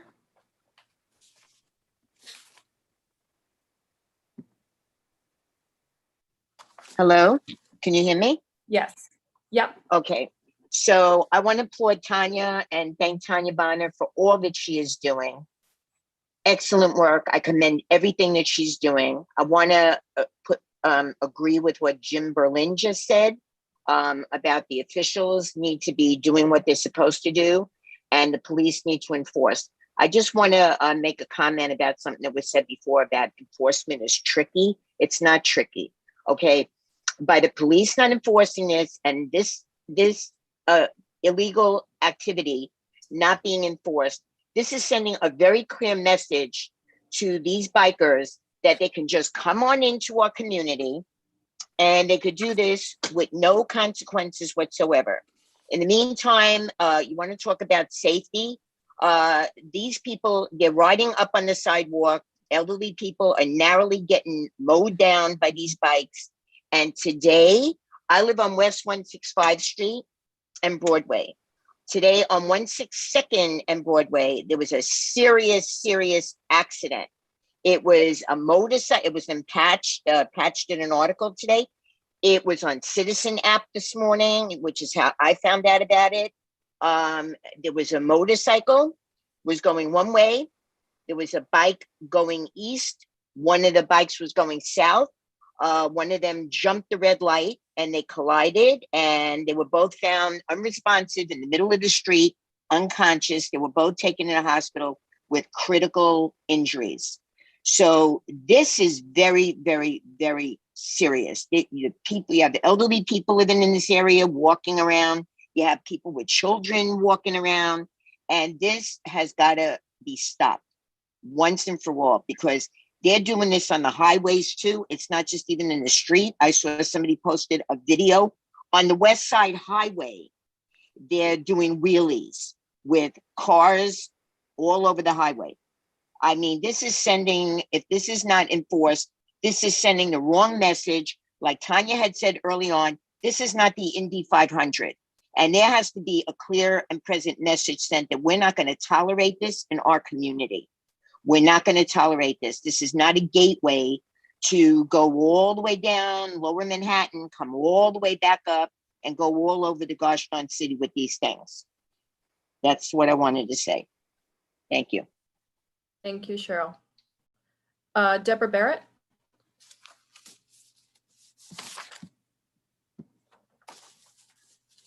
Hi, can you hear me? We can. Oh, good. Just generally in regards to issues pertaining to the DOT and the NYPD, our community has been working on this for a number of years. And as Tanya said, and I think, well, I don't know if others have said it as well, that we've been met with zero response from the state senator, from our council people, from the mayor's office, from the chief of the 34th precinct. So my question now is that there are short-term and long-term goals, but is there any concerted effort to bring the media to bear on what the issues are? If the various departments will not enforce existing laws, then perhaps spotlight needs to be focused on them. And the question asked, why not? Is that question directed to me? Right. Okay, it's fine. Yeah, It is. Whoever can answer it. Yeah. Oh, wow. Great. Whether it's directed to you or not, it is your question. I get to speak. The community gets to speak Don't because be this is the snide. voice. This is the There's voice no of the reason for that. community. This is the voice of the community. These are the constituents. This task force is made up I'm not of giving- I'm people not- who represent tenants. They help you, represent the Tanya. schools. They represent the elderly. But anyway, yes. We, as I showed, and I very quickly I went by that slide. I wanted to, if I can share it again, just so you can see the people that actually came before us, because I think it's important to see who did show up to the table. Give me a second. We had all these agencies that showed up, right? So we have brought all of these people to the table. We had the Department DEP, we had NYPD, FDNY, we had the DA. We had the Parks Department, the Mayor's Office, the Office of the Public Advocate. State Senator Robert Jackson was there. Carmen De La Rosa was there. Mark Levine was there. State Senator Brad Hoylman, who has one of these bills that I was trying to explain what they were, was there, as well as State Senator Andrew Gennardes, who also has another, the Sleep Act bill that I was trying to explain. We had representatives, though these people did not show up. We had their representatives did for U.S. Rep. Espilot, Council Member Yadanis Rodriguez, and Comptroller Scott Stringer. As I said, and I wanted to harken back to the point that was made earlier.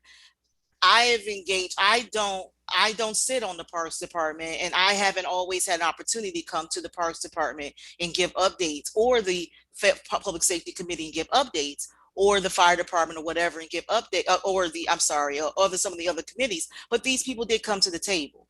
And so I think that the willingness to come to the table was the first step, right?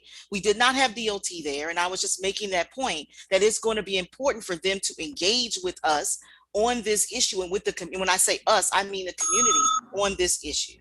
If we're going to make some progress to address the dirt bikes and the vehicle issue, and that even though we did not have, I did not necessarily come before this committee, all the agencies did show up.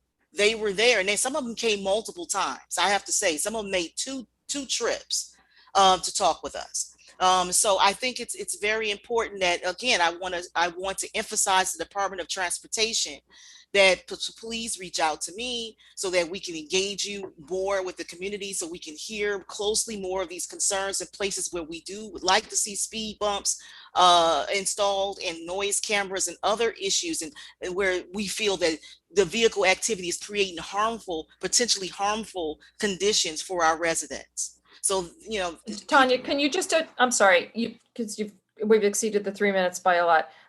Can you just address like whether there's been a media aspect to Deborah's question? Yes, okay. We have. When we first launched the task force, we had a media event. We put our press releases. There have been stories done on the task force and the work that we're trying to do. We're releasing our recommendations as well. So there's been media engagement throughout. We've had numerous stories done on this issue in the media. Done. Okay, all right. So so that's the answer. So okay, Dave, Tom. Wait, there you go. Yes, hello. Can you hear me okay? Yep. Okay, so the question to DOT is regarding one of the task force recommendations about choke points. Are Manhattan's an island. This should be a pretty good strategy, given that there are a limited number of ways in and out. Is it within the NYPD's power to create choke points, or does that require DOT coordination? Because I've heard it implied that, the police say, well, we have to check with DOT because it could impede traffic if we, just start setting up choke points everywhere to check the vehicles coming in and see if it's dirt bikes or fake license plates or whatever. So if DOT could just address how does the concept of a choke point work, and what agencies are required to establish that?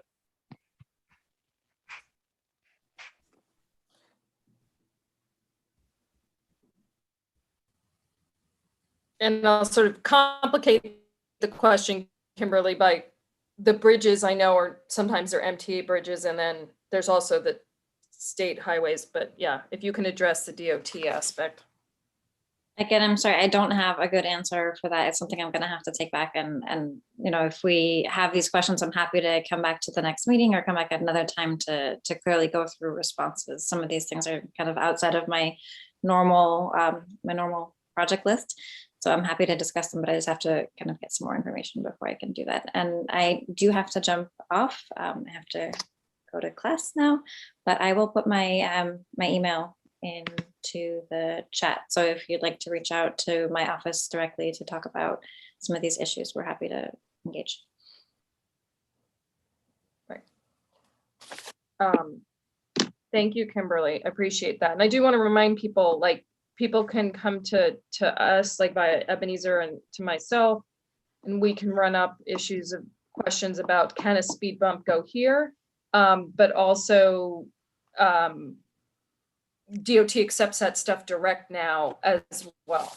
So, or if it's like you get your answer, but you don't have the background of the why, please come to us and we'll certainly try to find out, why. If it's a no, it was. I mean, I think my general sense is speed bumps have been expanded in terms of like DOT's willingness to put them down. So thank you, Kimberly. Sandra Jaques? Jax? Sorry, Sandra, I'm murdering your last name. No, I'm so sorry. It was my mistake. I raised my hand by mistake. Thank you. Oh, okay. I just want to, I wasn't sure because I saw you sort of move in the order. Gabriella Biel?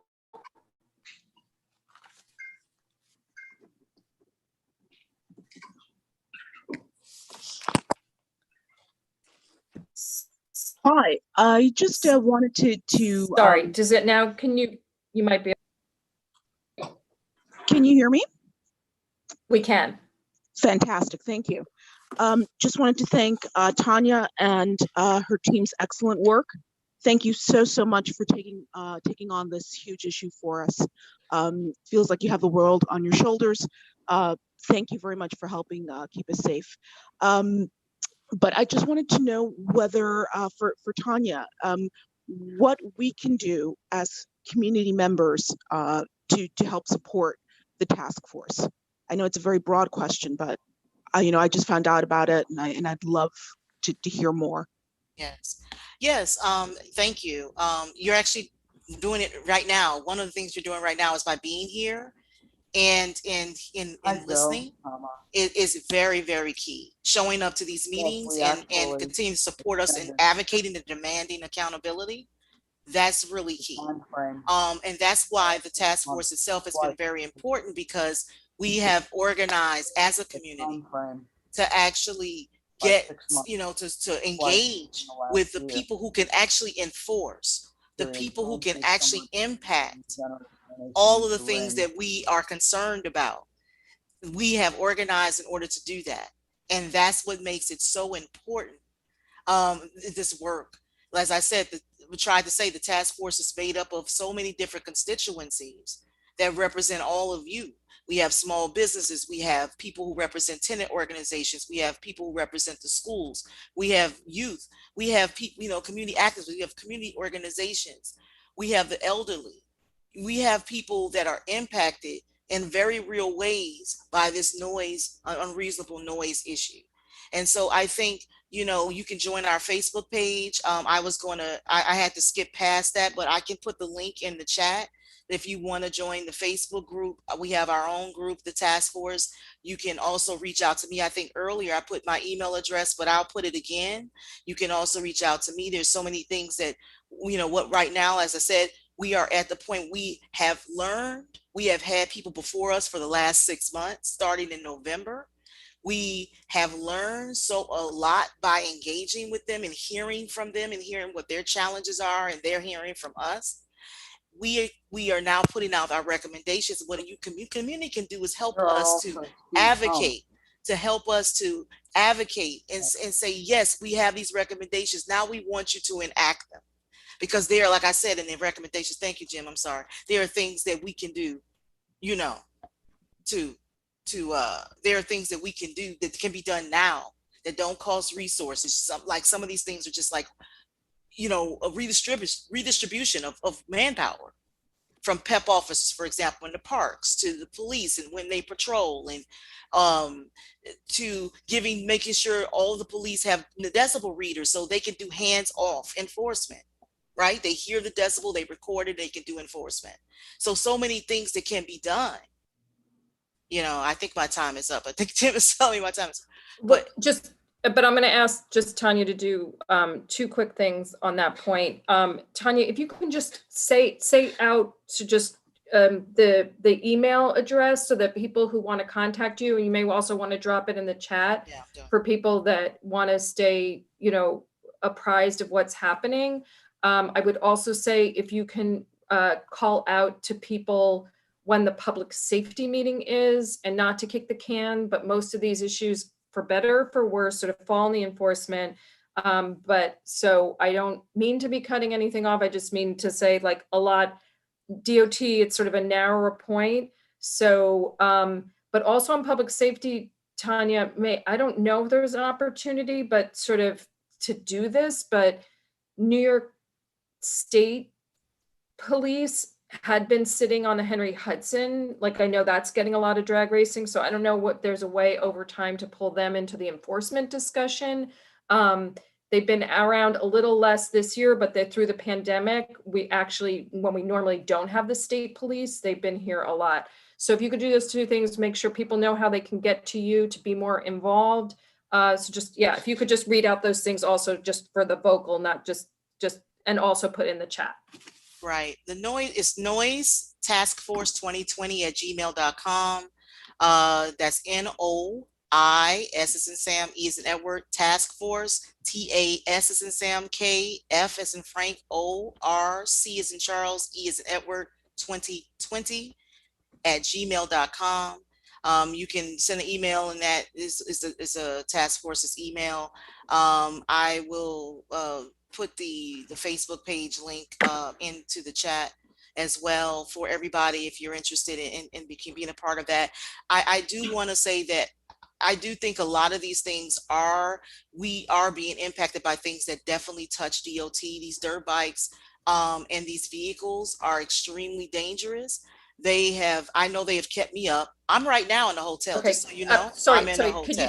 could you just announce when the public safety meeting is, also where you're gonna be presenting? The public safety committee meeting, which is only one point of engagement around this issue, will be Wednesday. And This Wednesday? So it's yeah, the same night as land use, okay. yeah, it's this Wednesday, and it will be, I just want to get the right time.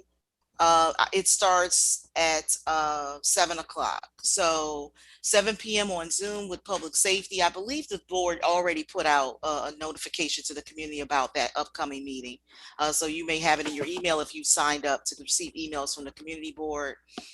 We will be talking about that. But as I said, that's why I'm talking to so many different committees, because these issues touch many different agencies.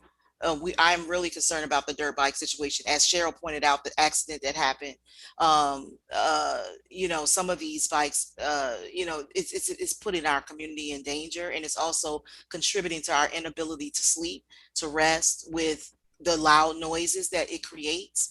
It's a disturbance. And it's definitely something that I implore DOT again to work with us, to really come to the table. All right, so let me, I just want to wrap up because they're not here, is that, if people have, if people have any issues in the following kind of flavors, like a street that feels like they're generally, like we're dealing with unsafe conditions, and streets where we feel like there's an opportunity for speed bump and we're not sure why there can't be one, to definitely, feed that information back to me. And then also feel free, again, to go directly. They've offered it up to go directly to the Manhattan Borough Commissioner Office via Kimberly Rancourt. Because again, if it's sort of viewed as, there are serious injuries or fatalities, that is what all of what Vision Zero is about. And we can absolutely have them look into that. And yeah, so now we're just sort of repeating ourselves. So Tanya, thank you for taking the time. I know this roadshow is taking a lot of your time. And I encourage people to attend public safety, because so much of this is enforcement, for better or for worse.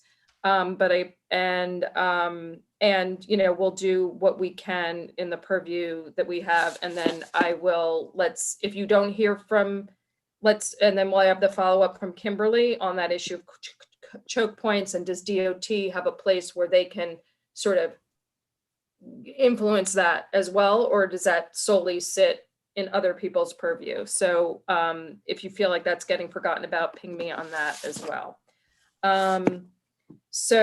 But I really do appreciate you taking the time to come out and talk to us as well. With that, we just have a few old business, new business. Deborah, I have something very important to say. Give me 10 seconds, please. 10 seconds, Barb. Okay, I have the latest information from 311. It says a speed bump, usually 12 inches wide and 3 to 6 inches high, forces vehicles to travel as slow as 15 miles per hour on local streets, creating a safer pedestrian environment. Speed bumps are sometimes found in parking lots and toll plazas. However, they are no longer legal on city streets because their height can cause motorcycles and bicycles to lose control, as well as cause vehicle damage. I'm not kidding you. Yeah, I think there's a little more of that story. Thank you, Barbara. I Well, think we need that's to a get bad- some that's a feedback bad on that, story. because nobody's told us that that's not happening. And in fact, yeah, we've sort of, okay. Woo, thank I'm you. just reading NYC 311, speed reducer request. And it says you cannot request speed bumps. Yikes. That's interesting. Because I know I've like seen that open for requests directly from the public in more recent times. Thank you for that. All right, so let's move on. It's after 9. I just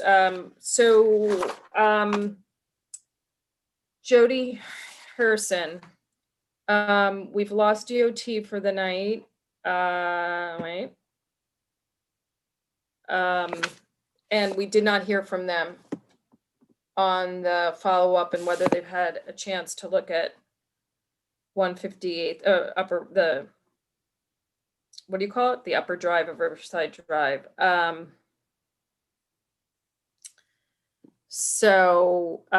Leo, can you make sure that we get something back that we can share out? Yeah, we'll follow up. We both emailed them about 2 weeks ago. So we'll follow up now. They haven't really gotten a response to us. I apologize for that. All right, and then my other one would need Kimberly to report on. For new business, Peter Green, I appreciate you. Actually, Jody, did you want to? I was only going to just, do you hear me? Yeah. No, I just was only going to mention that I also did talk to and communicated with Columbia Presbyterian Medical Center and spoke to Julio Batiste, I think. Yeah. He also is looking into the issues along our drive because his garage backs up at 165 directly onto many of the issues that we face along Upper Riverside Drive, and also looking into the issues of pedestrian safety around the intersection at 165 and Riverside Drive, because it really only has one pedestrian crossing walk along the northern side of that intersection. And honestly, it needs an eastern side crosswalk and a southern crosswalk. So they're all issues that we still need to address. And I really appreciate the fact that you even are looking at all of the issues that we have, and look forward to your continuing involvement with us. But thank you for sticking with it. Okay. All right. Thanks, Jody. That's it. Yeah, that's it. Thanks. Peter Green is here to talk to us about a topic that may be coming in the direction of this committee. Peter, could you take 2 minutes and give people an overview of the situation?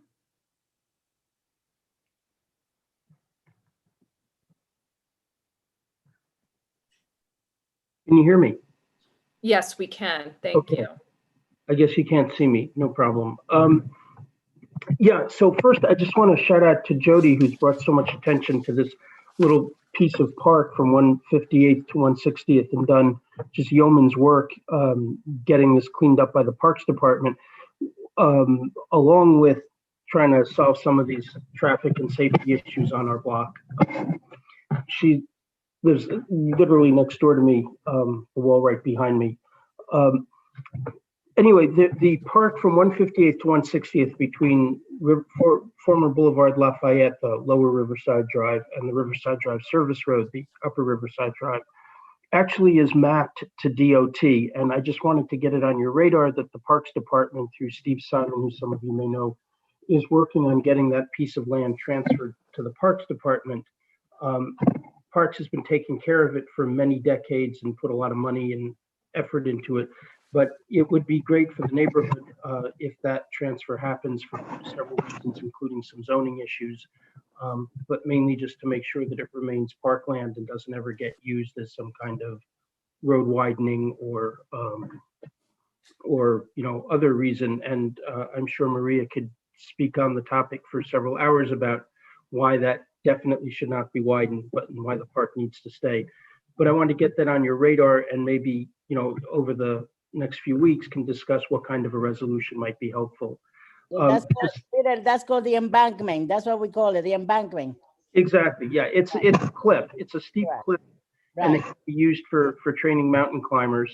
Right. But right now it's mapped as a traffic island for those 2 blocks, and it would be great to. Parks and traffic seem to be working. Transportation seem to be working on it, but some push from you guys would be really helpful, and we can discuss that further offline. The second thing is, our group, it's called the Upper Riverside Residents Alliance, or SaveRiverside.org, has been working to extend the landmarking of the Audubon Park Historic District, in particular look at the house at 857 Riverside, which is this 1850s abolitionist house of tremendous historical importance. And we've gotten every elected except the mayor has come out and stood in the street in front of the house and said, we have to save this and save this neighborhood from overdevelopment. One piece of this is 158th between Riverside and the highway. And this is where you guys come in. A developer named Javier Martinez and his Opportunity 158 Corp has bought 7, I think, of the townhouses on that block, and a lot behind them that is surrounded by the back of 779 Riverside, 801 Riverside, and the River Terrace. It's not clear what he plans to build there, but it could be rather massive. And the street can't take any more traffic. It's already completely backed up from cars leaving the highway, people leaving the park, emergency vehicles trying to get to the GW Bridge approach, where there seems to be at least 2 or 3 accidents a night, judging from what I hear out my window. The DOT's own 2 parking lot and garage are there, and then there's the NYPD garage, plus all these families that walk down that street going to picnic on the park on weekends and afternoons. So this is just way too much congestion. We would like to get a traffic study of what the implications would be. We went the private route, and it costs $20,000 for one of the country's top traffic firms, Norman Nygaard or something, to do a study. Would you all be in favor of getting some kind of study, bringing this to the attention of DOT? What can we do to make sure that we're not left holding the bag after the fact when there's a huge 20-story condo with lots of Ubers and people on these narrow sidewalks entirely holding up traffic there? Okay, that's my shtick. Thanks. All right. Thank you, Peter Green, for your shtick. It's just not a shtick. Okay. So on the first part, let me say that Wayne Benjamin and then Liz Ritter, who chairs Parks and Cultural Affairs for CB12, and myself have been talking about, like, we're aware of the issue and that resos may be coming to various committees. And we're on that, but we don't have an answer yet. But I imagine land use will go first, and then we'll see what else needs to be done and at what level we need to do it. So, I guess that's a stay tuned. On traffic studies and sort of this committee and requesting a traffic study, we don't tend to request a study or sort of in connection with development. Mhm. Now, that's different from saying, right, so that's sort of the short answer. So, and I'd also say that this area was just studied like over the course of 3 years. I mean, Bruce can sort of straighten me out on this one. And finally implemented with a lot of, safety measures, et cetera. And so it sort of, there's also that issue too, that it's just come out of being like a heavily studied, area. But just generally speaking, for better or for worse, the city grows, things get built. It doesn't mean there's always going to be a traffic study. That's different from the question of, is somebody going to build something that's completely discrepant with the zoning? No, and that it's not. And that would clearly is sort of a separate, I mean, I guess what I'm saying is, like, a lot of this is a land use, and I know land use will be taking the lead, but in the first instance, this isn't going to be something that we're going to go in and ask a traffic study for, because somebody's bought up property. And again, for better or for worse, I understand the point. Sorry, can you hear me? Yeah. Yeah. No, it's not inconsistent. Unfortunately, that's back and forth, and I have my hand up. I'm sorry, Jim. I did not see your hand up, and I Okay, should have seen Jim, your hand up. you go point of ahead. clarification first, if I may. There's no such thing. Thank you. Okay, Jim, you go and then we'll come back. Right. The thing about traffic studies is they measure the current traffic. They do not predict the future. If a developer wants to do some development, the developer will have to do their own traffic study that will, you know, in an environmental impact statement that will talk about the effect of future traffic. But that is not done, like I said, it's done by the developer when the development is about to occur. So that's, I just wanted to give you those facts. And the other thing is we don't have long discussions in new business. Basically, we decide if we want to put this on the agenda next month or the month after. We generally don't resolve new business items on the night they come up. That's not, basically we have to give the public notice about what we're going to be doing, and we would not have done that. So those are the technicalities. I'm not asking you Thank to make a decision tonight, Jim. I didn't actually ask for that. What I said was I wanted to get this on your radar, and I think there was a misunderstanding on Debbie's part. Well, no, it is. Thank you. So it is on our radar, but the can I point take is the we floor can't for predict the 30 future. seconds to complete my point? No, Which go is ahead. just that this development is as of right. They have the right under the R8 zoning there to build up to like a 23 or 24 story tower that would house a very large number of people. What I'm asking you guys to do as a committee is to look ahead to preventively act here, because there is no additional width on 158th Street with which to react to any increase in traffic or density there. Not the way it is on the old Lafayette Boulevard, where you've just done a very masterful reimagining of traffic flows and safety. That there's no additional width on the sidewalks or the street. So I'm bringing to your attention that this is something that Right, and we now have the attention, Okay. so let's go on to something else. All right, Bruce, go ahead. Can I make a motion to put it on the agenda for next month's, as Jim so aptly put it? Well, I mean, you don't need to do a motion to do an agenda item, but I guess what agenda item are you proposing? Like, describe what would you want that to be?